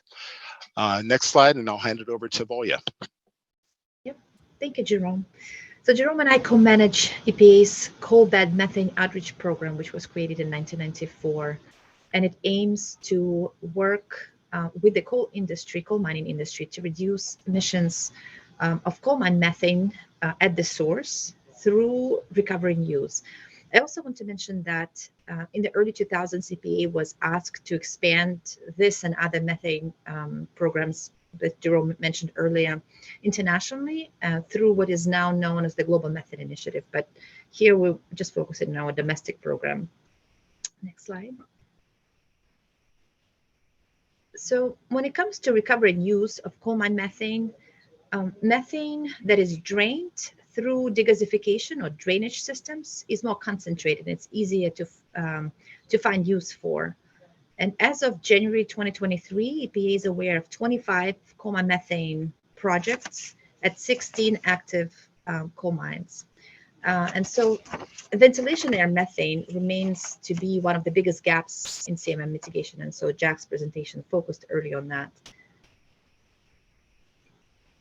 And so I'll talk a little bit about the history of our work there. And it has to do with the first ventilation air methane projects in the United States through showcasing thermal oxidizer VAM technology.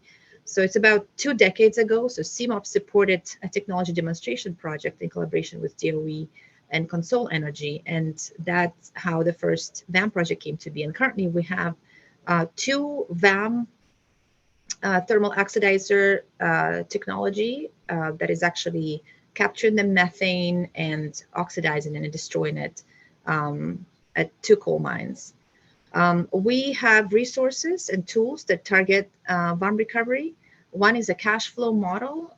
It's a tool, essentially it's an Excel spreadsheet that allows you to model and evaluate the financial viability of recovering and using VAM at a coal mine. As he also has a separate module that would allow to do similar calculations for abandoned mine methane. And we also have a map and an attached database to it that could serve as a screening tool for somebody looking to potentially find either existing projects or opportunities for ventilation of methane. And actually, we added the VAM component in the past year really to this, thanks to talking to Jax and working with DOE ARPA-E. So to be able to single out VAM opportunities as well as VAM projects on the map. 3 minutes. Okay, next slide, please. So this is just some information on abandoned mine methane. And I'll just mention here that we are aware of 35 abandoned mine methane projects at 66 abandoned or closed mines. Most of the methane is flared, and it just has to do with the structure of incentives, I guess, that are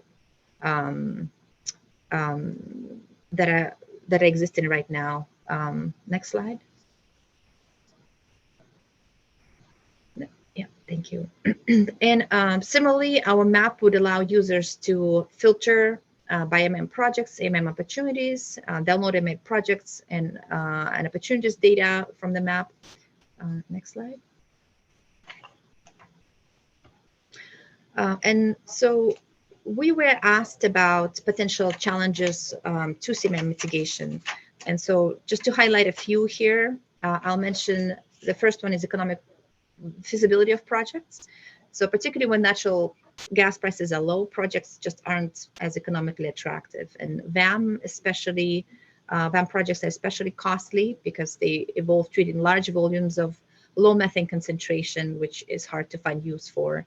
There's somewhat lack of industry familiarity with technologies, and that's true for VAM, whereas mine drainage and mine collection technologies are standard in industry practice. When you have 2 VAM ventilation air methane projects, it says only 16 active U.S. coal mines, but that's 16 active U.S. coal mines have projects in total, but there's only two mines that have ventilation air methane projects. So this is a typo that needs to be corrected. There's uncertainty about methane concentrations and resources. So at many active underground coal mines, there's measurement techniques that are generally periodic rather than continuous. I believe better understanding of uncertainties or better understanding of the fluctuations of methane concentrations and emissions would help make more compelling case for to project developers as well as mine operators. and about technical economic potential for methane mitigation. At many abandoned and closed mines, we are still modeling and calculating methane emissions as opposed to actually measuring them. And that's the best approach that we currently use.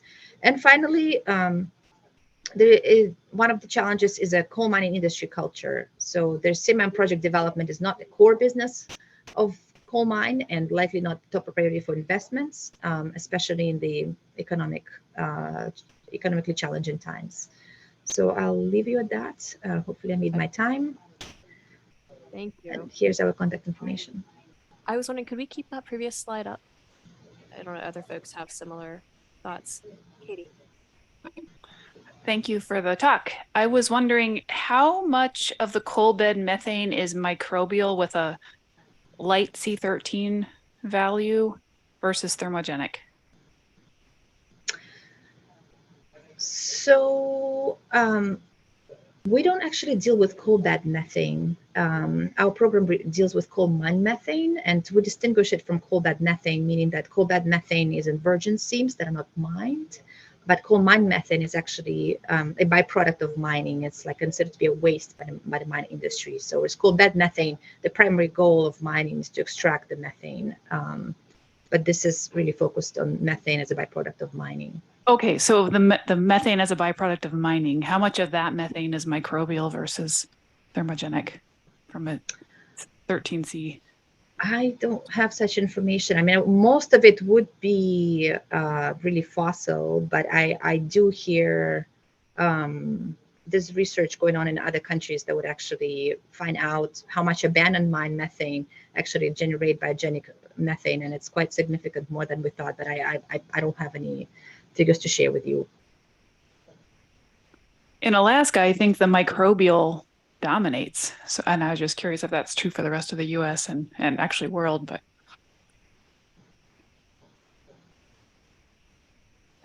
That raises actually a question for me. Oh, all right. I'm just one question, and then Jose.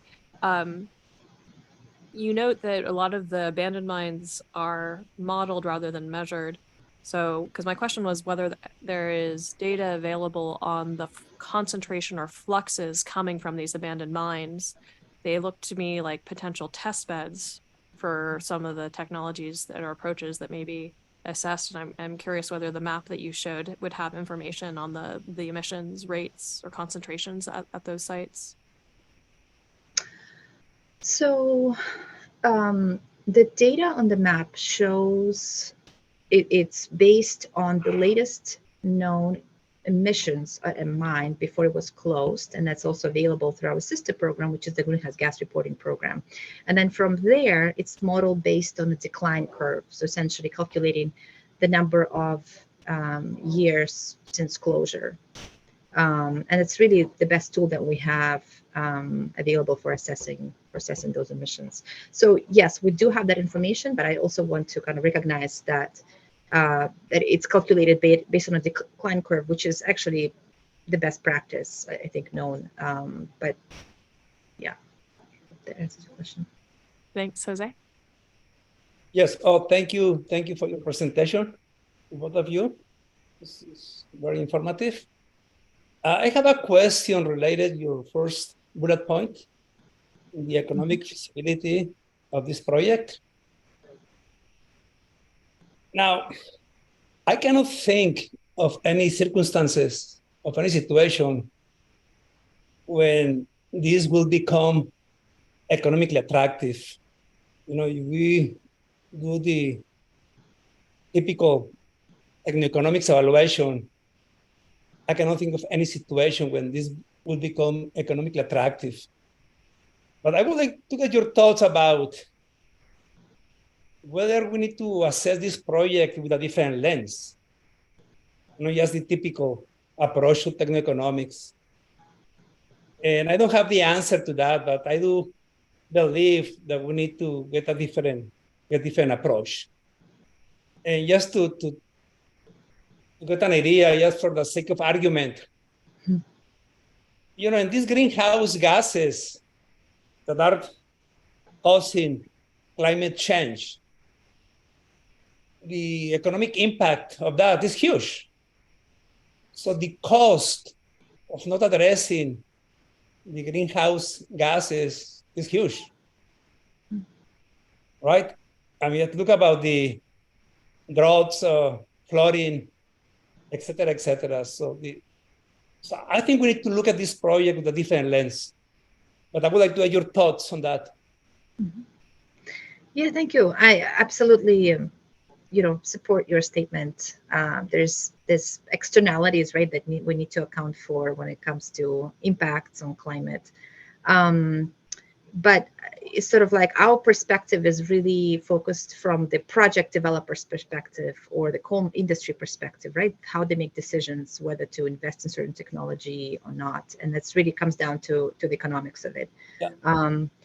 Even in such as installing drainage systems, for example, the coal mine has a cost to them, and they install to them because they know that there are implications for safety, right? And so we know that in a lot of other countries, actually, the ratio of drained methane to VAM is actually much lower. Less methane is drained versus released to the ventilation air systems because there's no, either safety is not such a concern, or they manage to dilute ventilation and methane through different ways, or there's no mechanism in place that incentivizes projects, so drainage projects. So what I'm trying to say is that, like, we really have to consider how the industry or how specific how coal mines project developers think about this, and they also need investors. They have a board that would approve their the investments and decisions. So that's why our program also takes the same approach and tries to think from the same lens.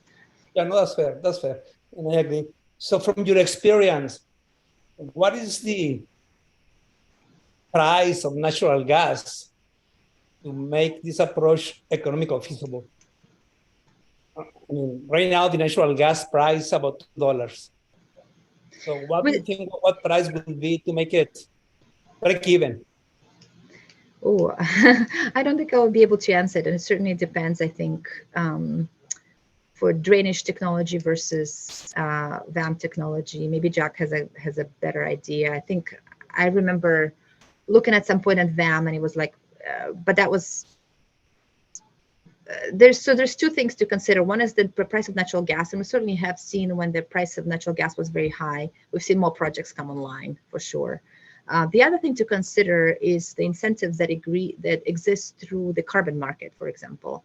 And definitely when the price of carbon goes up, similarly, there's more and more projects. And that's actually what motivates a lot of projects right now, is being able to sell emission reduction projects on the carbon market. I will mention one other thing that is kind of interesting, and maybe it's a little bit outside of the scope of this board, but currently flaring is considered to be additional emission reduction on voluntary carbon markets, and as well as CARB, whereas selling CMM to natural gas pipeline is not considered to be additional, and hence we're seeing a lot of projects flaring their methane as opposed to selling it to pipelines. So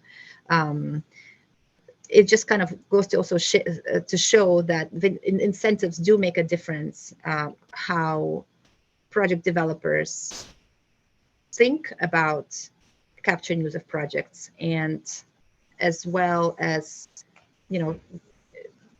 and use and sell those, how they structure their projects essentially to meet the incentives and financial incentives that are available to them.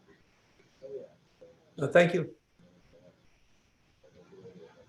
Thank you both. This is a very good example of some of the practical aspects of addressing methane at kind of this gray area interface between mitigation and removal type technologies that have already been deployed or are deployed, in some of the economic, regulatory, and other questions that are around those.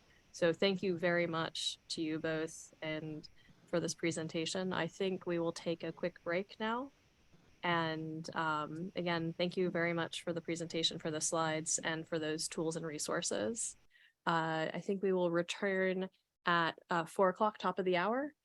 For those on the East Coast, 4 o'clock. So bear with us. We'll be right back.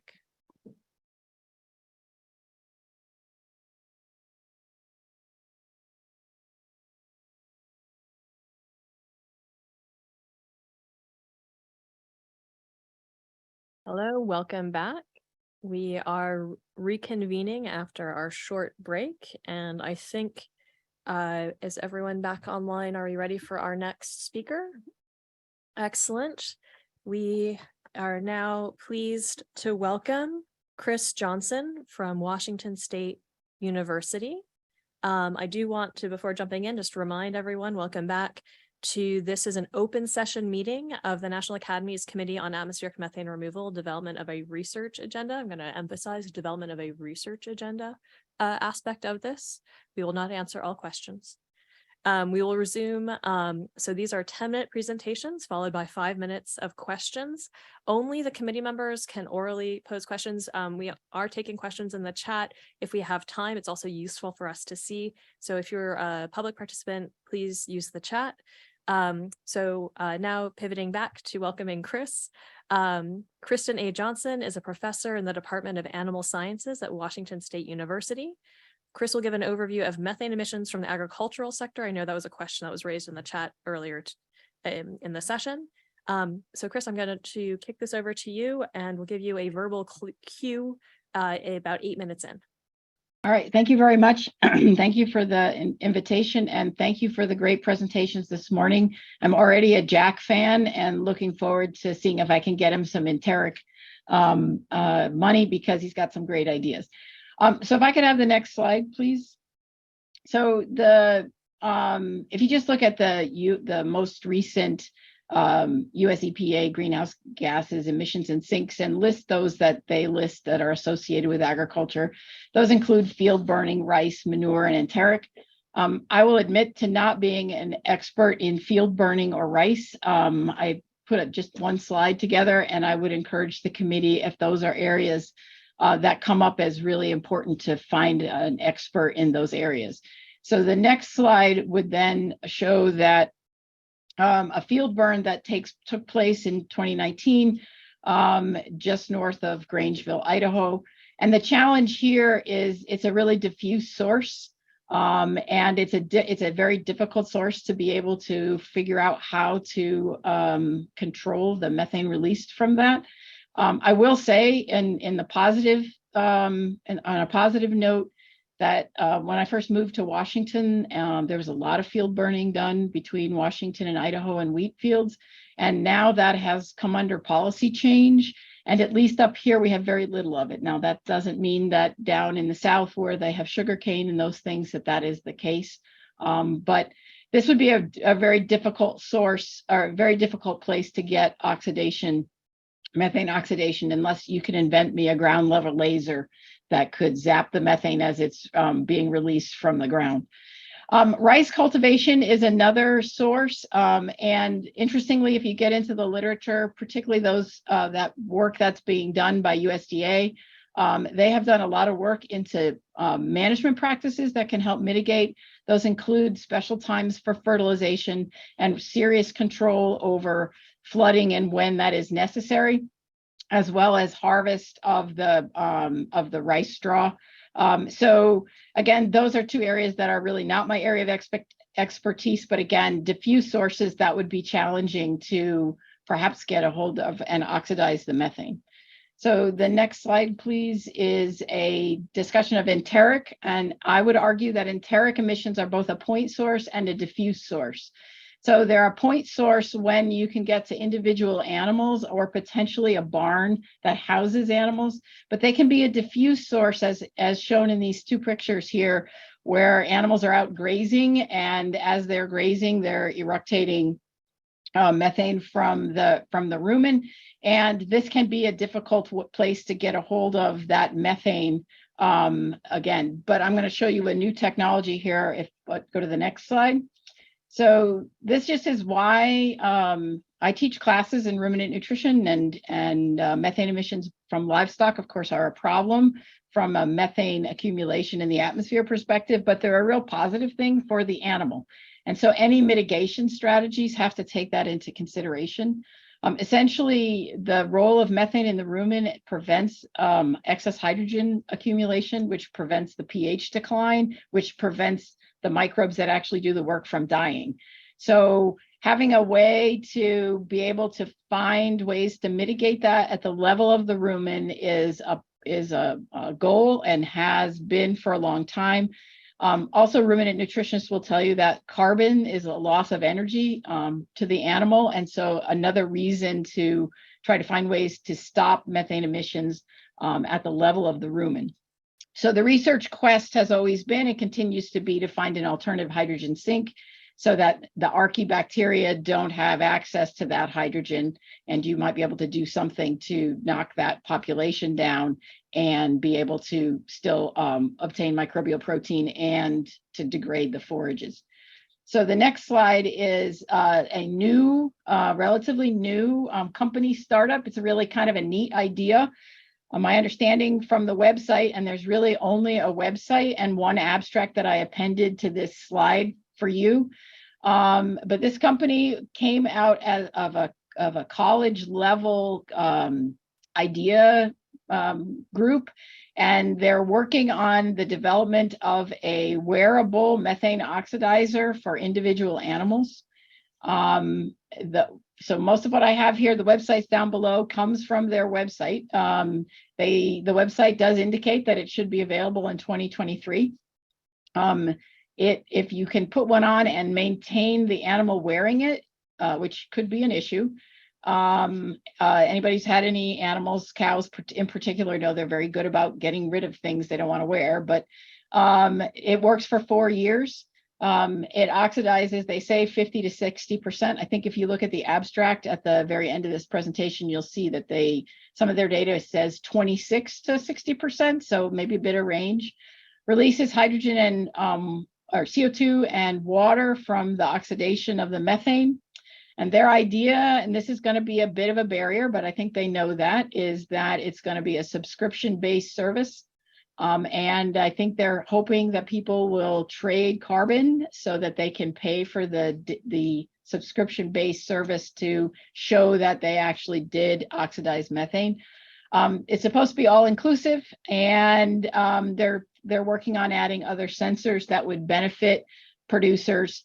They have some pretty good funding partners, so it'll be interesting to see how this comes out. I think from what you can read on the website and what you read on the abstract, I think they have a pretty good handle on some of the barriers, and they're working pretty hard to overcome those. So the next slide, please. Just to illustrate kinds of, these are more mitigation options than oxidation options. But some of these working in concert would be valuable. I saw someone in the chat early on, and they mentioned something about seaweed. That's bromoform, and that is in work across the world. I think some of the questions about that have to do with the ability to provide adequate amounts of red seaweed. The climate cost associated with that as to whether that's actually a positive or a negative aspect, and the fact that there is actually bromine or a halogen in feed products or food products might bother some people. To date, I think they don't find that it's a significant issue. So the next slide, please.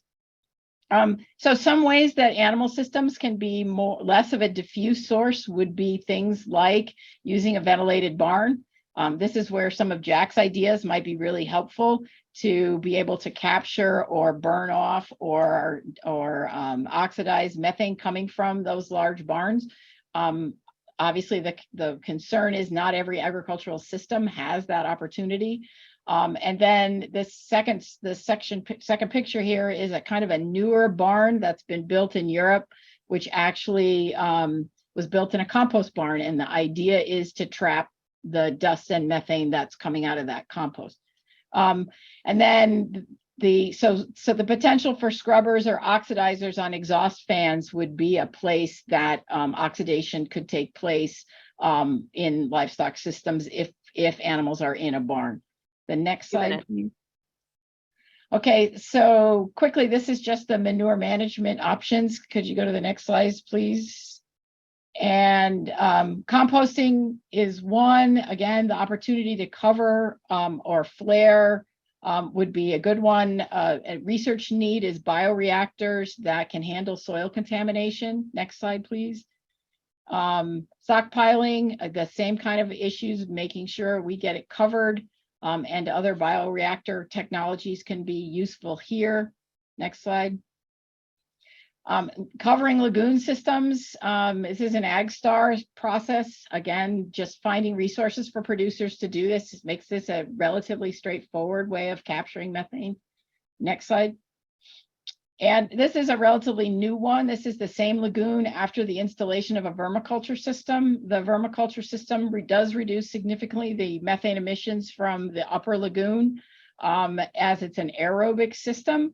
The difficulty with that system might be the trade-off with other greenhouse gases associated with that. Next slide, please. So the challenges, as I see it, are, first of all, that we have diffuse sources. And depending on the particular farm, manure handling systems might be an issue and different.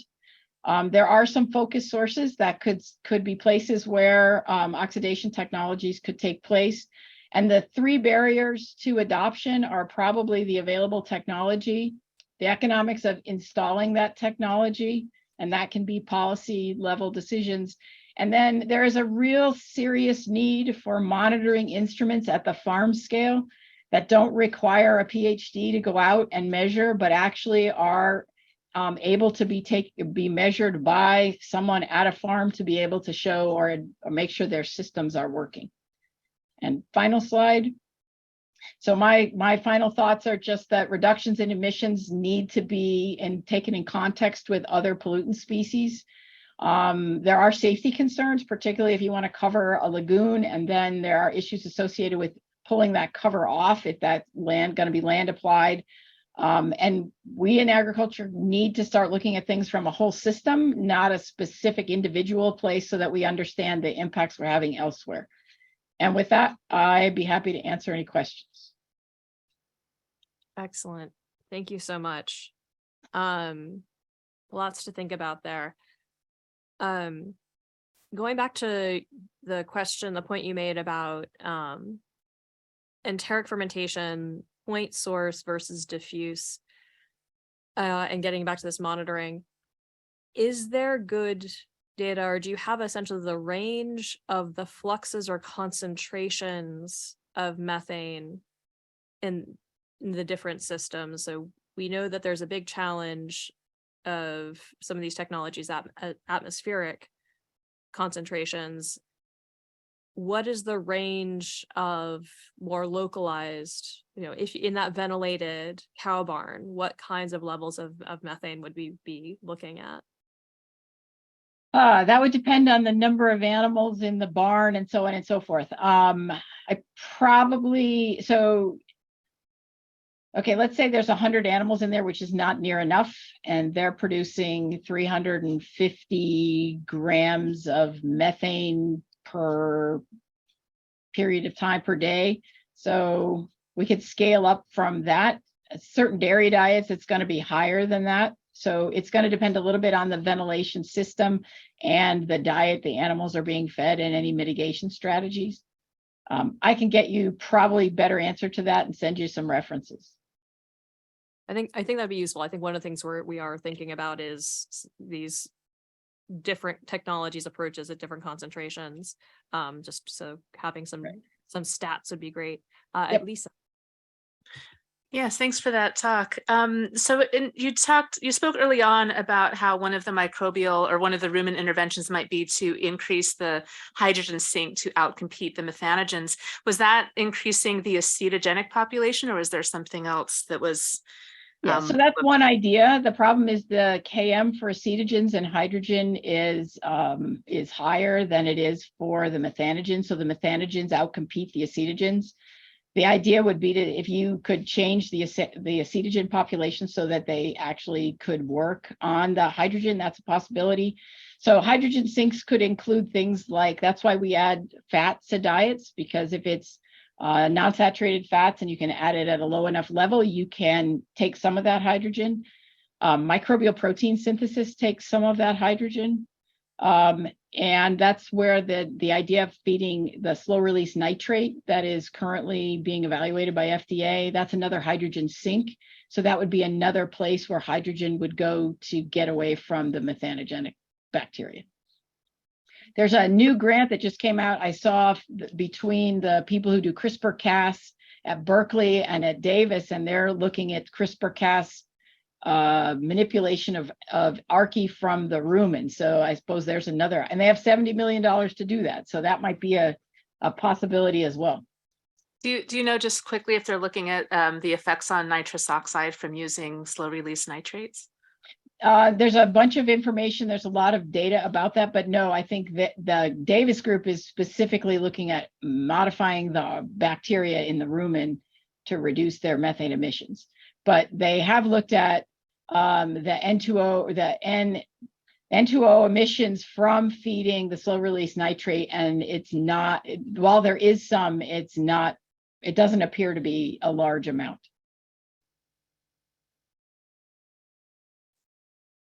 That's a nice sized grant for Yes, it is. modifying some rumen archaea. Any other questions? I think that was a lot to take in. Thank you very much. Those slides are very, very rich. It was very good, useful to see some of those key challenges and issues spelled out. I think, thank you so much again. I think with that, and apologies for this is kind of like speed dating. I don't have time to really get to know you.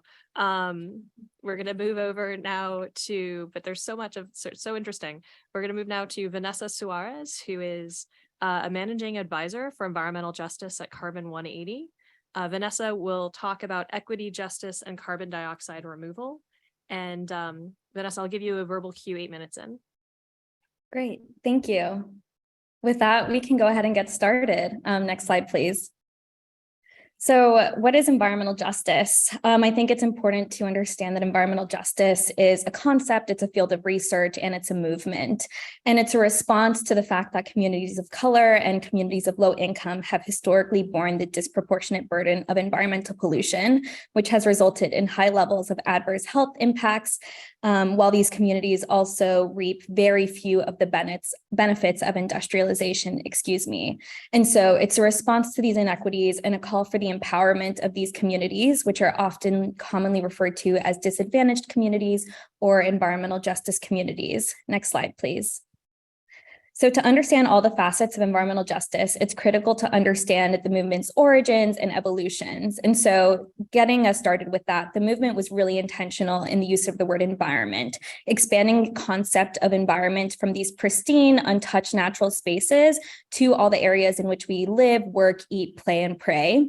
Many of the first environmental justice cases were really tied to civil rights, including a lot of Dr. Martin Luther King Jr.'s early work with sanitation workers. Then in the 90s, we had this pivotal shift where the first National People of Color Environmental Justice Leadership Summit was held in Washington, D.C., and the 17 principles of environmental justice were created and are still used today. And I apologize, I forgot to include those in my resources, but I'm happy to follow up at the end. And then more recently, climate change has become a priority for many environmental justice organizations because of the similarity in that many of the disproportionate impacts of the climate crisis have been borne by communities domestically and abroad who have contributed the least to the climate crisis. And so that term has more recently evolved from this movement. Next slide, please. So in addition to the environmental justice movement, there are different types of justice that are critical to understand and incorporate into climate research and work. Procedural justice, the first one at the bottom, refers to the fairness in decision-making processes, and it can often show up in things like community engagement for carbon removal projects. The second type is distributive justice, and that refers to the equitable allocation of resources, risks, and benefits. And that can show up as the way that benefits and harms of projects flow to communities. Reparative justice refers to the repair of previous harms, and that can look like repurposing of old oil and gas infrastructure for direct air capture projects, for example. And then ideally, incorporation of all of these different variations of justice can put us on a path towards transformative justice, which is a radical change in society's current systems and structures. Next slide, please. It's also important to understand the difference between equality and equity, because these are two terms that come up pretty often but are used interchangeably despite having different meanings. So equality means that everyone is treated the same and gets the same resources and opportunities, assuming everyone starts on equal footing, whereas equity recognizes that everyone has different circumstances, and then resources and opportunities are allocated in a way so that everyone ends up on equal footing or has an equal outcome at the end. But what's missing from this picture is justice. And so that's removal of the barriers that cause different starting circumstances for everyone. And I also want to be clear, what can be considered a benefit or a harm is different for every community. Environmental justice is not a monolith, and environmental justice communities are not monoliths. So what they consider a benefit and what they consider a harm is going to be different across communities. And it's really important for benefits and harms to be community determined and community driven. Next slide, please. So these are some of the reasons why in our work, we think it's so important for justice and equity to be centered in carbon removal. So carbon removal is not apolitical and it's not neutral. It's been very tied to different, I think, political movements. Carbon removal has been tied to extractive industries, including the fossil fuel industry and big ag, which have heavily polluted many communities of color and low income. We need a just and equitable society. Our society's current systems and structures are not just and equitable and result in disenfranchisement of many frontline and environmental justice communities. And so in order to change that, we need to change the way that we're deploying climate technologies. And then we also need to ensure robust and meaningful participation in the development of policies, as well as the development of research for carbon removal and many other climate tools. Next slide, please. So one of the main and most common concerns that we've heard from environmental justice groups is something called moral hazard, or the potential for investments in carbon removal to delay emissions reductions. It's imperative that emissions reductions remain the #1 priority in climate mitigation efforts, and at Carbon 180 and many others across the carbon removal field try to make this point very clearly. That said, it's also true that, as outlined in the IPCC report, we need both carbon removal and emissions reductions to meet our global climate goals. And so as we think about how to move forward, considering this environmental justice priority, we believe that it's ultimately critical to communicate the reality of the science, which is actually something we've also recognized across the field. Many environmental justice groups and communities don't know about carbon removal. They don't know what benefits are. They don't know why it's important. And so education and community awareness building is absolutely critical. Along those lines, we need to recognize and communicate that investments in carbon removal today pave the way for responsible large-scale deployment decades from now. I think from an intergenerational justice standpoint, if we don't invest today, we could leave future generations out of the opportunity to pursue carbon removal if it works for their communities. And then lastly, it's absolutely critical that both emissions reductions and carbon removal targets are created separately and that they are tracked separately to create transparency for communities to see that, yes, emissions reductions are being pursued and carbon removal is separate and perhaps only 5 to 10% of the puzzle. Next slide, please. Another key environmental justice concern, which I already mentioned a little bit, is the role of extractive industries. So fossil fuel industry and big ag, which have been large proponents of direct air capture, as well as soil carbon sequestration, are really responsible for harming and polluting communities of color and low income, both domestically and abroad. And for these same industries to lead carbon removal, it presents a real risk that carbon removal solutions could perpetuate many of the same injustices that we've seen come out of oil and gas and extractive and industrial agriculture. And so while carbon removal is still a nascent industry, we need to shape it now early on to make sure that the values and demands of what communities want to see of carbon removal are actually delivered, as well as, a collective conversation around who should be in charge of driving carbon removal. And so to that end, we need to invest in high quality removals that deliver both climate benefits as well as non-climate benefits to communities. We need to invest in carbon removal that does not support operations like enhanced oil recovery, which provide a lifeline to fossil fuel infrastructure and processes. And we need to invest in carbon removal projects that pursue innovative ownership models like what we've seen in the renewable energy industry that promotes community solar and community ownership of many facilities. Next slide, please. And so while addressing climate change is considered by some to be an environmental justice benefit in itself, for many communities, it's understandably not enough. Carbon removal benefits should deliver non-climate benefits in addition to durably removing carbon dioxide from the atmosphere. And so working with communities early on to understand their priorities and the types of benefits that they want to see for their communities can help shape carbon removal research, as well as demonstrations, and align projects to their priorities. And like I mentioned before, harms and benefits will look different to each environmental justice community. And so we really need to be thinking about this at an on-the-ground level. Along those lines, early and effective community engagement that's accessible, that's two-way between developers, researchers, and communities, and that is transparent is critical to ensure that carbon removal does advance the priorities of environmental justice communities. And so some of those can look like local hiring commitments, and some of the transparent, pieces look like evidence of integrating feedback and accessibility, such as language justice and ensuring, regional accessibility for all languages. Next slide, please. 2 minutes. Thank you. So I'll just touch on this one. The last big environmental justice concern that we've seen is that there's a real lack of diversity in the climate space. So climate and environmental spaces have historically been white and male-led. And so ensuring diversity, equity, inclusion in terms of who is doing research, in terms of who is leading projects, who is shaping policies, can ensure representation of and opportunities for different demographic groups who have historically been excluded to really lead the carbon removal space and ensure that we have a field that is representative of, many different priorities, lived experiences, and that is championed by new sets of voices. Next slide, please.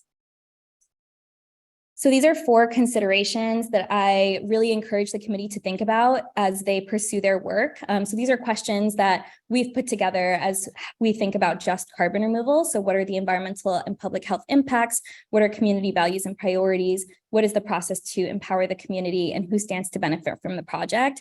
These are pretty project specific, but I think they can be translated in some sense to creating a research agenda that does keep all of these different priorities in mind. Next slide, please. These are other guiding principles that hopefully the committee could also repurpose for their work that touch on many of the different types of justice that I covered before.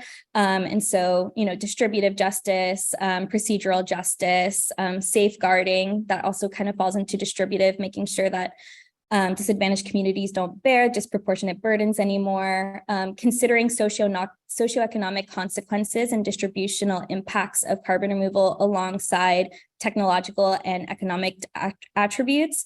So I think what we've seen historically is the technological and economic pieces are prioritized over some of the socioeconomic consequences. And so Dr. Holly Buck, for example, is an incredible social scientist who has done research in carbon removal. And I believe some of her work could hopefully be an example of what could be done in the methane removal space. Next slide, please. So these are just some key takeaways that we've learned. The one that I really want to emphasize here for the committee is that environmental justice is difficult, it's unique, and it's different for each technology and for each project. And so environmental justice considerations for carbon removal are going to be different than for methane removal. It can't just be like a copy and paste, but I do think that there are lessons that can be learned and applied. And as we get even more specific, as we look at carbon removal, considerations for environmental justice are different for direct air capture, for carbon mineralization, for soil carbon storage, for forestry. And so it's really important to have a nuanced view as to what environmental justice can look like, both across, different climate solutions, but even within a climate solution, the different approaches that can be taken. And again, those considerations can shift as we get into more granular, on the ground, community specific projects. Next slide, please. So these are just some of the opportunities that we've identified. Hopefully they can be a starting point for some of the research that's done by this committee in terms of methane removal. Next slide, please. These are some of the challenges and risks. Perhaps they could also be a starting point. Next slide, please. These are some of Carbon 180's current work streams in environmental justice. So to the point around raising awareness and education, we are working to re-grant money to different environmental justice organizations to do their own work. We're working with many in the field right now to create a gold standard for direct air capture through the DAC Hubs program that has recently been created by the Department of Energy and Congress. And then we've also been working with X Prize through Elon Musk Foundation to increase the understanding of environmental justice across CDR project developers so that they can build projects that deliver those tangible non-climate benefits. Next slide, please. These are the resources. I believe many of these provide background on what environmental justice is, on how to think about environmental justice in carbon removal. They include many of the different challenges, priorities, and guiding principles that I touched on today. And like I said, I can follow up with the 17 principles of environmental justice, which I forgot to include here. Apologies. But that is everything. Thank you so much for your attention. Thank you. These resources are fantastic, and the way you broke it out, I think, is excellent. I'm curious, and I don't know if this is public information, but as we seek to develop an R&D agenda and budget, I loved the framing up front that environmental justice is a concept, a research area, and a movement. In the concept of both a research area, but also if one were to try to figure out a research budget and how to integrate environmental justice based on some of the programs that the projects that Carbon 180 is involved in, is the data public in terms of the funding for the types of projects? I'm trying to figure out like if there's a data source so we could actually develop a budget around some of these questions for. Yeah, that's a great question. I would have to follow up with you in terms of the transparency and publicity of our budget. That's higher than my working level, so I can definitely follow up with you on that. But I do think what we're starting to see, I think the Justice 40 program, so that's a starting point where we're using this number of 40% that can be used to ensure benefits that flow. And I think what we've been trying to push for carbon removal projects is that 40% of budgets, of staffing time, of benefits that come from projects be specifically purposed for environmental justice research, for environmental justice engagement. And so while I know that's kind of an administration set target, that's something that we have been trying to work with project developers on. But I'm more than happy to follow up with the budget that Carbon 180 has been working on as well. Thanks, that would be very helpful. I see one hand up, Rob, and I think other folks are working out. So Rob, go ahead. Yeah, thank you so much for your presentation and your work, Vanessa. And we're excited about methane because there are often air quality benefits to local communities in methane mitigation in other areas.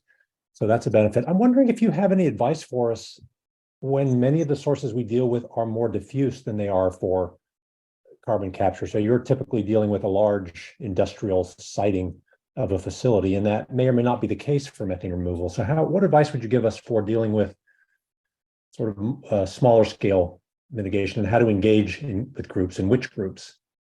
Absolutely. Thank you for the question. And I do want to actually specify something. So carbon removal is distinct from carbon capture and storage, where carbon removal technologies like direct air capture remove carbon dioxide that exists in the atmosphere, whereas carbon capture and storage prevents emissions from entering the atmosphere. So carbon capture and storage is what is tied to these industrial facilities like cement facilities, or power plant facilities. So that is different from carbon removal. And we actually don't work on that at Carbon 180. But I think we face kind of a similar question that comes up often with communities where air quality is a huge concern. And we get the question all the time, can direct air capture plants, while they're scrubbing carbon dioxide from the air that's passed through these turbines, also remove air pollutants?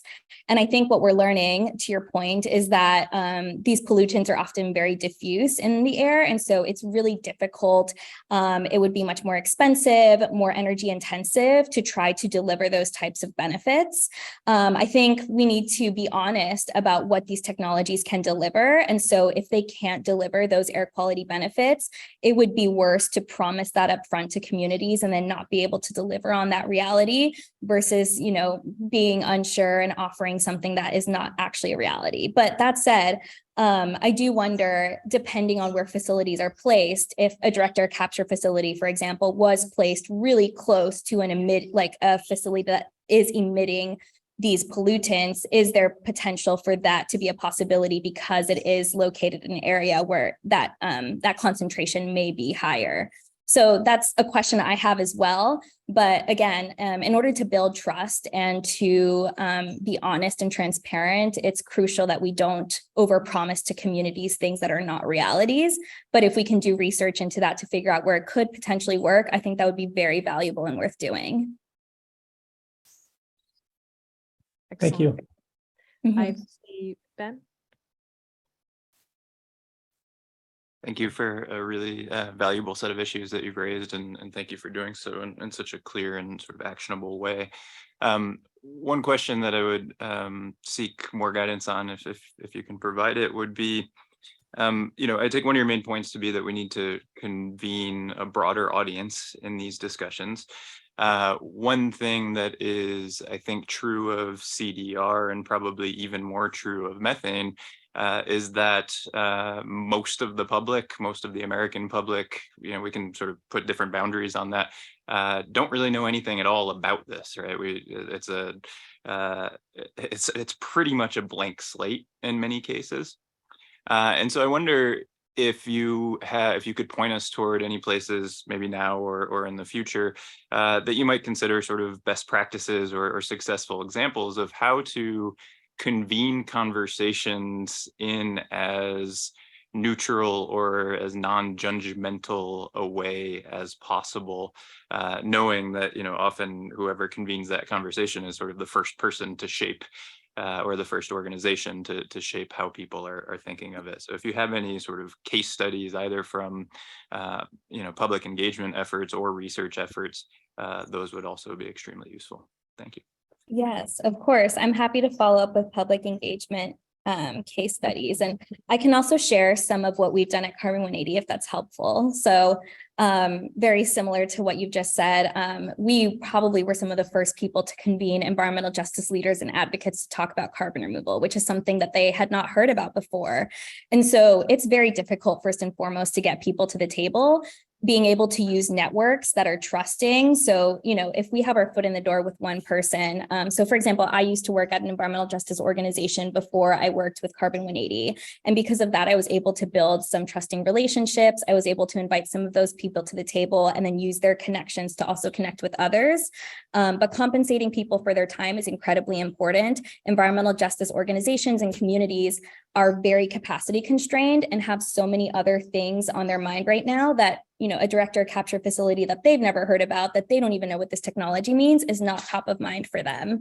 In addition to compensating people for their time, I think using a third-party moderator is extremely helpful because conversations can get pretty intense, and people like the environmental justice advocates are rightfully very they question a lot and they don't trust talking about these technologies that have not had tangible on the ground benefits proven yet. And because of the ties to extractive industries, you know, there's a lot there to unpack.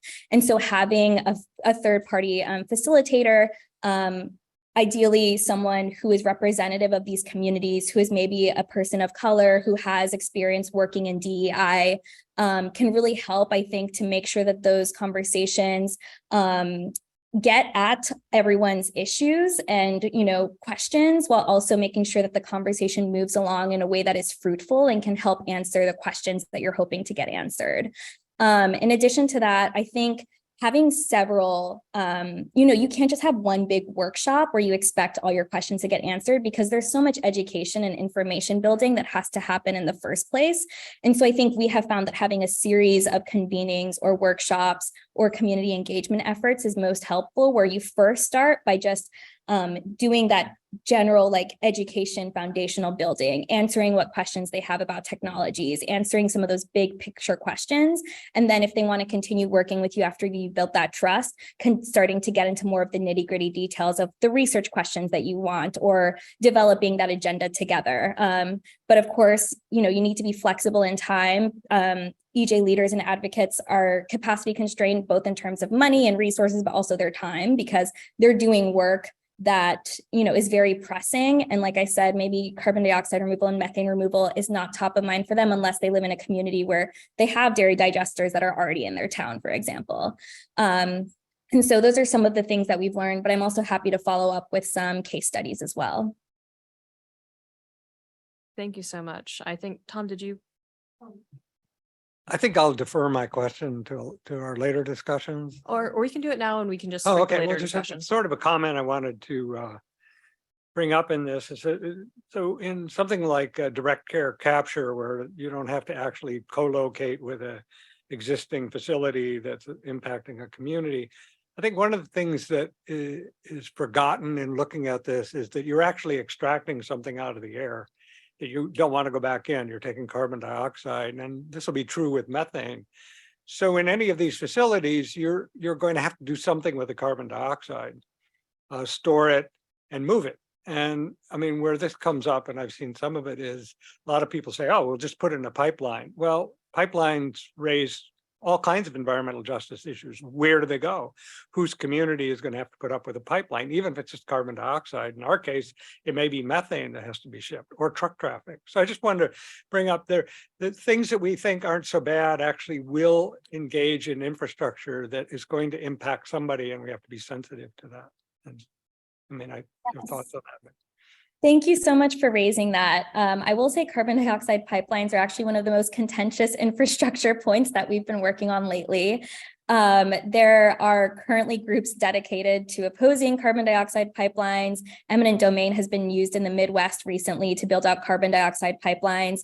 And to your point, Thomas, there has been a lot of, I think, history around pipelines in general, and their permitting and their build out, and explosions that have happened. Actually in Satartia, Mississippi, there was a carbon dioxide pipeline leak that resulted in, I believe, 100 people having to seek medical assistance because of the impacts of the carbon dioxide to their public health. And so that case study has also been used, I think, across the field as something that we need to avoid and actively work against. And that's a safeguard that needs to be in place that we currently don't have. There's not a robust regulatory framework right now at federal or state levels for carbon dioxide pipelines, despite accidents having already happened, and this being a priority in terms of infrastructure for many environmental justice groups and communities. And so I absolutely hear you. I think we need to figure out ways to reduce the amount of pipeline necessary. So to your point about co-location, we try to advocate for build out of direct air capture facilities near geologic storage sites. So that way, if you have co-location, ideally you can have as little pipeline needs as possible. I understand there will probably be a little bit of pipeline build out necessary to just get from that facility down to the geologic storage site.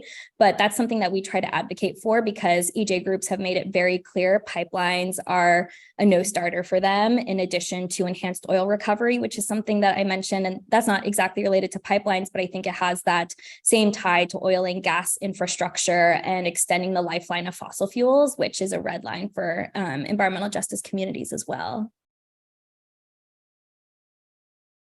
Excellent. Thank you so much, Vanessa. This has been really rich. We really appreciate this. And I'm very glad we're recording, because there's a lot of what you've conveyed here that I will want to go back to. And I look forward to looking at some of those resources. So with that, thank you again very much for your time. And we're going to move now to our last presentation. Thank you for your patience. And before wrapping up, so this will be David Mann and Erika Reinhardt from Spark Climate Solutions. David Mann and Erika Reinhardt are co-founders of Spark Climate Solutions. They will talk about their work in the methane removal space and share discussions from their recent convening. I'll give you a prompt 8 minutes in, or 2 minutes left. Okay, bye. Great, thanks, Gabby. Next slide. So as Jan laid out in the motivation for the study, and as Ben has covered in more depth, the real motivation here for atmospheric methane removal is the risk of accelerating natural methane emissions, which there's early evidence to suggest has already started from wetlands and other systems, contributing to atmospheric methane level acceleration that's not consistent with being able to stay within our global temperature guardrails. Next slide. Methane has a short atmospheric lifetime as a result of its natural sinks. As Ben covered, those are primarily a result of atmospheric chemistry, with some sinks in soil from methanotrophic bacteria as well. The atmospheric sink processes are at their core methane oxidation, converting methane to carbon dioxide, water, and other byproducts, and biological processes that can produce biomass. Addressing Thomas's question in the last presentation, because the climate benefit of methane removal comes from converting methane as opposed to storing it, as is the case for carbon dioxide, storage and pipelines will not be an issue, and possible shapes of solutions can be quite different, which we'll cover in a minute. So the reason we bring up these things is they can provide some guidance and inspiration for us for how we might be able to augment them and demonstrate examples of chemistry that we may be able to produce in other ways to achieve these same results through other pathways. Next slide. So to achieve the climate goals, and those laid out by this study to mitigate the impacts of methane emitting natural feedbacks, we need to be looking for solutions that can safely address very large scales of methane in the atmosphere. So we're looking at things that are at least tens of teragrams of methane per year. And so the potential for scalability as well as feasibility should be major focuses of this study. Next slide. Spark is a nonprofit that's focused on field building and as well as a research policy and ecosystem funder with a program specific to methane removal. We hosted an interdisciplinary methane removal physical sciences research workshop just last week here in San Francisco to bring this community together and start fostering a more active research environment. So huge thanks to all of our co-organizers and participants for their work in this really important field and contributing to the content that we're here presenting today. Next slide, please. So while the rest of this presentation is primarily focused on solutions development, it's really important that we not view this field solely through a solutions lens in isolation. There are many interdependencies between natural systems monitoring, climate modeling, and more areas shown here that need to be pushed forward in parallel with solutions development. We hope, therefore, that the study scope will include knowledge gaps and funding level recommendations for all of the necessary work to support solution development, as well as the science around methane oxidation, and in order to evaluate and monitor these potential solutions as they become available. So just as one example, if we're going to make any potential future deployment decisions, that will depend on us not only having a solution in hand, but also having an ability to monitor its ongoing impact, understanding full expected climate and natural system impacts in light of natural systems changes that are happening in parallel, and of course, governance and social license to operate around that deployment. Next slide. So there are different categories of possible methane removal solutions that we'll be covering next that are at different stages of research. Given this area has only recently started getting much research attention, all of these potential approaches are in very early stages of development, and there are almost certainly additional approaches that haven't been uncovered yet and aren't covered here. We'd recommend that in addition to thinking about knowledge gaps, that we really frame this discussion around innovation gaps. This isn't just about evaluating what we already know, but understanding where we need to really develop new methods and kind of breakthroughs in those methods. So the core questions for each of these different approaches today is whether they can be developed to get to the state where they could be both feasible and scalable, as well as, of course, really important factors of safety and sort of being within a plausible cost profile. So in all of these cases, all of these areas are going to take a really robust combination of science and engineering progress, as well as really careful analysis, both of effects and full climate system impacts. So we really suggest, again, framing this around the potential research and development pathways in order to achieve these goals, recognizing that we don't yet have any ready solutions that we should be evaluating for their current state today. In doing so, we should also consider that in the natural feedback scenarios where deployment of atmospheric methane removal solutions would be most valuable, that these are also cases where the negative impacts of atmospheric methane and climate overall are going to be higher than today, which may impact our cost calculus. And as Vanessa just suggested for CDR, it's really important that each of these approaches be evaluated for its specific benefits and challenges. So there's things here that are open system solutions and closed system approaches, and there's a wide variety within each of those categories as well in terms of different side impacts, and we need to make sure that we robustly evaluate them kind of and let them each have the opportunity to stand on their own 2 feet, given that the trade-offs here are going to vary wildly by method. Next slide, please. So there's many different ways of breaking down this overall space.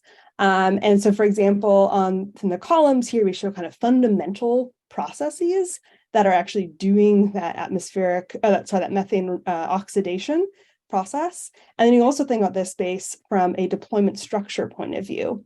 Evaluating these solutions on both dimensions, as well as others, can help reveal different constraints and opportunities. So for today, for the sake of time, we'll just be cutting it one way, which is the potential deployment structures, which is the rows in this table, but just want to call out that these are all useful lenses in which to evaluate the space. We'll switch over to David. Next slide, please. Thanks, Erika. Given time, I'll go through these slides quickly. They'll all also be publicly available after the presentation. In atmospheric methane filters, there are a few potential modalities, that of a forced air driven system, or one that uses engineered passive airflows, such as a solar updraft tower or trum wall, in order to put as much air as possible through a given methane oxidizing environment. As Jack mentioned, we should be looking for opportunities for using existing airflow wherever possible, which depends critically on lowering the pressure drop of these systems. Next slide, please. In atmospheric methane filters, there are 4 broad types of methane consuming approaches. And based on the discussions last week, there was broad agreement that all of them would still require significant innovation for their climate benefit to exceed their estimated climate cost. The innovation areas to move in that direction will vary by approach, of course. Next slide, please. Next up are methane removing surface treatments, which generally rely on sunlight as the energy source to break down any methane that comes in contact with a photocatalyst, and don't rely on forced airflow, which does have clear energy benefits. Next slide. These are similarly early stage to atmospheric methane filters, with several open questions around net climate benefit, efficacy, scalability, longevity, and risks from side reactions. Though it's worth noting that titanium dioxide-based surface treatments have been studied and deployed in some applications to catalyze the breakdown of both NOx and VOCs. Next slide, please. Few minutes. How many minutes? 2. So terrestrial methane consumption is focused on exploring whether natural terrestrial or aquatic methane sinks can be safely, sustainably, and meaningfully enhanced. This area is in its infancy as well, not least because these methane-consuming microbes are most often part of larger systems in which there is also methanogenesis or methane production, as well as nitrous oxide production pathways, such that understanding the whole ecosystem is essential, and net fluxes of methane, carbon dioxide, and nitrous oxide will be important to track. That said, at the workshop, some promising research directions surfaced that we think warrant further exploration. And as these would be so-called open system interventions, it's particularly important that considerable care and attention be given to how broader communities are engaged in any relevant future research here. Next slide, please. Finally, atmospheric oxidation enhancement, or AOE, is the concept of enhancing the overall oxidative sink in the atmosphere, either through chlorine or hydroxyl radical enhancement. While potential highly scalable, due to the being a gas phase reaction in which radicals seek out reactive species such as methane to break down using ambient thermal energy alone, there are considerable questions to be addressed here, both on the safety and efficacy of enhancing these pathways, particularly as these would also be open system interventions. There was a question from the panel to Jan earlier about looking at both indirect and direct effects. Deeply understanding the indirect effects of methods like this in particular is crucial. Both the atmosphere and biosphere are complex systems with non-linearities, so there are many basic questions to understand and to answer determining safety and efficacy. Fortunately, a lot can be learned first through lab studies and by studying naturally occurring mineral dust analogs and existing shipping emissions through observation and modeling. We recommend considerable care and attention as well here to engaging relevant communities as part of any exploration of actual tests outside of the lab. Now, this category also most clearly illustrates the need to view the space more broadly than solution development in isolation. Fully evaluating methods in this category will also depend on improvements and updates to our climate modeling capability and monitoring, which we'll talk about in a minute. Next slide, please.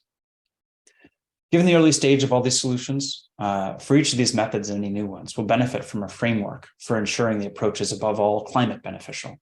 Or if it's not yet, what levels and types of innovation would be required for it to become so. Meanwhile, at this early stage of development, cost effectiveness should at most be used as a high-level guide of where opportunities for innovation are, not as a gate, since there are high levels of uncertainty on both the costs, given the potential for innovation, and value created, given the potential for changes in that dollar value, depending on natural systems feedbacks and how things evolve over time. Next slide, please. So these potential solutions can't be developed and evaluated in isolation, as I mentioned before. And this is an incomplete list, but there are significant needs in expanding our climate modeling capabilities, our solution impact monitoring, and also our natural systems monitoring in order to increase confidence in the underlying sources and sinks baselines. And also, these are also key supporting needs to be able to evaluate potential methane removal solutions of all kinds and develop how they would need to be monitored and measured.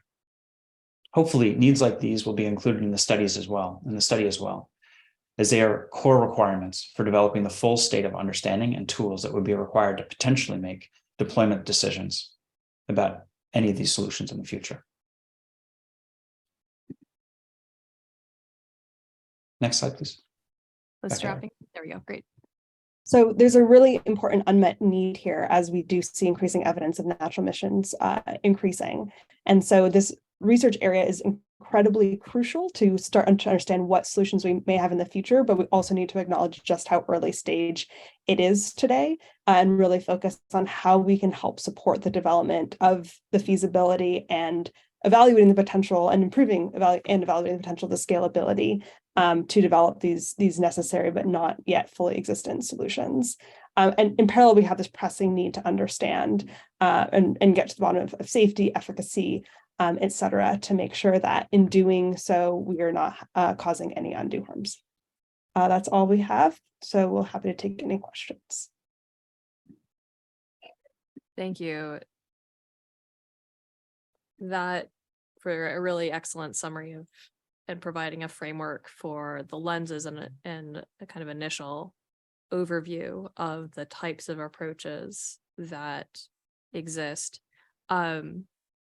I was wondering if you could speak a little bit more as you've worked on some of these distinctions to there's the open box, closed box, but there's also this idea of where do you draw the line? I would say we heard in the previous case there, CCS versus CDR, preventing emissions versus atmospheric removal. Is there a similar distinction based on the technology approaches that you summarized that you are using or that you're thinking about? So we focus this presentation on methods that are being looked at for treating atmospheric methane concentrations, which we're treating as around 2 ppm, given what we view as the really important role of atmospheric methane removal as being able to help address rising natural emissions that we don't have other controls over. That being said, some of these same technologies may also be able to be deployed in cases like Jack was talking about in the remedy presentation around higher concentrations at a point or more concentrated sources that are generally associated with anthropogenic emissions. But again, we view that as a different role in the overall climate system, even if it's the same technologies. And so if we're talking about how do we do removals where we don't have other options, we're really focused on pure atmospheric concentration, where we can basically address, from any natural source. I would say, and I would add, in many cases, some of these technologies, that will be the place that might be the best place to prove them out, because it will obviously be, easier in some cases to do, to deploy them in higher concentrations initially. Thanks. I see Tom and then, or Katie. Let's do Tom and then Katie. I just had a question. You brought up titanium oxides, and they have a co-benefit. And so I was wondering how many, the co-benefit is that they've already been promoted not only for removing pollutants, but also for clean windows, because they tend to break down things that soil windows. So if they have value for something else, then there's a co-benefit, and that lowers the cost that they would have. Are you looking at, other co-benefits that might lower, because somebody would use it for two purposes, removing methane and cleaning the air and keeping their windows clean? Yeah, to some extent, when we're looking at all of these, or when researchers are looking at all these solutions, we want very much to make sure that folks are looking at all of the sort of co-impacts, co-benefits, right? Because they can swing both ways. Titanium dioxide paints are excellent example where they've been deployed in many cases for self-cleaning surfaces, and there are some papers in the last few years suggesting that with some environments they actually can generate some pollutants that can be harmful as well. And so it's so often dependent on the sort of specifics of the deployment. But it's absolutely a piece that needs to be, it's a critical part of the exploration. So you had in one of the tables, methane oxidizing microbes as one of the options and enhancing methanotrophy. And I also saw that in aquatic. I can understand it as a removal mechanism if you have aerobic soils that are taking methane up out of the atmosphere. But how does that work in the aquatic system for removal, since most likely the source that those microbes are preventing is the emission of methane from sediments? Yeah, so this gets a little bit to Gabby's question earlier. You get to a gray space, right? These methanotrophs exist because there's often methanogens nearby, and that's part of the reason that they like to be there. Now, there's certainly early evidence that they continue to consume methane even when the methanogens nearby aren't active. They just don't do it very quickly. In aquatic environments in particular, it's almost always because of methanogens nearby. Now, the question is, if they're sort of natural emissions, they're not directly human caused, is methanotrophy in that environment an atmospheric methane removal approach, or is it a point source methane removal approach? Well, in general, when we talk about point source or methane emissions destruction, we're talking about addressing directly anthropogenic emissions. So it's sort of in this gray area, but you're absolutely right that in aquatic environments, it would, in many cases be thinking about are there ways to increase the efficiency or effectiveness of methanotrophs in those sort of naturally methane producing environments without upsetting the ecosystem in some other way?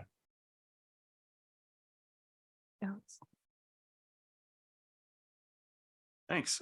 This is something I've been thinking about and asked a couple of people about before this, but in the context of the atmospheric oxidation enhancement, one of our biggest levers on, say, OH is actually the methane emissions themselves. I would consider changing methane emissions to be a mitigation technique, but if the mitigation leads to a bigger change in the sink, it really is sort of changing the removal process. So I guess where we draw the line and what the scope of the panel discusses has been something I was thinking about a little bit. And I'm kind of wondering where you fall on that sort of control on the chemical sink through the emissions themselves. It's a good question. I'm curious if Erika has a different answer, but the way that I would respond to this is you consider that sort of an input into what makes, like, one of the many things that makes atmospheric oxidation enhancement challenging. But in terms of interventions into the atmospheric, sort of oxidative capacity, we would see it as really focused scope to so-called direct interventions, things that would actually directly generate more oxidative capacity. Things like CO emissions, right, from wildfires and things like this also have an adverse effect, have adverse or beneficial, depending on if it's a good year or a bad year, on the OH capacity. And although that is changing the oxidative sink, it's sort of changing the oxidative sink from an indirect pathway. And so in the context of AOE, we're thinking of it as intentional intervention on that capacity. I would just add that because these atmospheric sinks are so chemistry dependent, one of the many areas of supporting research is helping to illuminate what those factors are and where we do have control. So, for example, in the recent paper looking at 2020, the reasons behind the 2020 increase in atmospheric methane levels, the two things that were pointed to as the most likely causes were an increase in wetland emissions. This is a paper Peng 2022, increasing wetland emissions as well as decreasing NOx. And so I think looking at what we are projecting to see in these different scenarios in terms of natural oxidative capacity for the atmosphere and the bacterial natural sinks, I think we also should be looking at what are those other things we need to be tracking. I think the minute you expand the scope to then, well, how do we decrease methane mitigation, decrease methane emissions through direct avoidance? Obviously, it's a completely different scope, and I wouldn't expect this study to then dive into all of the approaches there. That's a whole nother study that probably ought to be done. But I think in terms of at least starting to highlight kind of what are the categories of actions that we need to be aware of in terms of these very kind of nonlinear interdependent effects, and then what that might mean about atmospheric modeling, about setting targets, that feels very relevant at that level.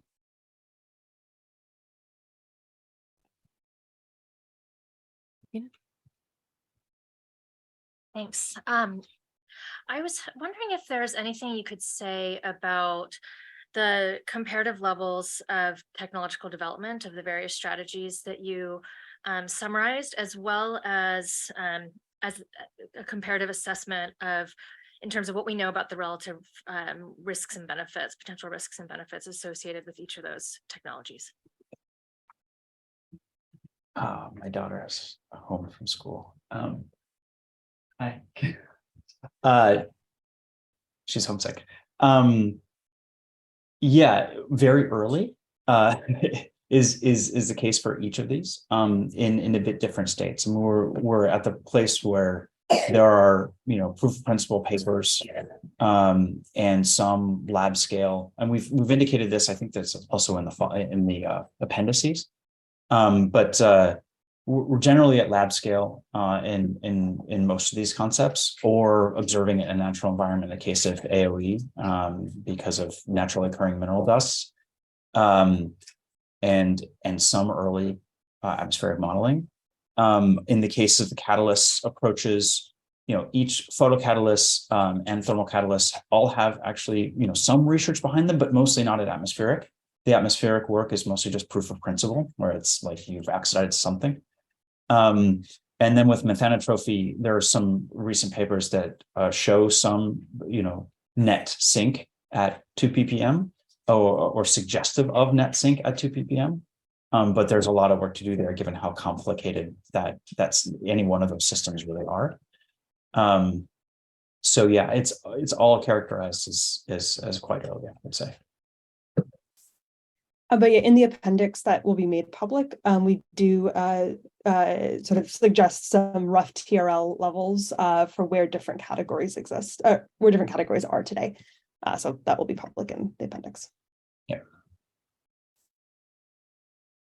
Looking around the room, seeing some papers showing up in the chat. I think we've had a lot to take in. We went a little over time, didn't have time for the general Q&A. It did sound as though speakers were picking up from each other's talks though, which is always great to hear. It sounds like Jack has some new fans. I've been a long time fan. Erika and David, thank you so much. That is, I imagine when we see the full slide deck, there'll be, as you say, appendices that we'll welcome that from all of our speakers, the references in addition to the slides themselves, and those will also be made public on the event website. So thank you to everyone who's participated. There were more questions than we could answer. Again, this purpose of this session is very much for a learning session. There was a lot of information presented today, and we will be taking in more and digesting over the coming months. I think with that, I want to thank everyone. Very, very heartfelt thanks to the speakers for their time in sharing with us this information, and to all the participants interested in this emerging field and topic. And to the other committee members, and to all the committee members.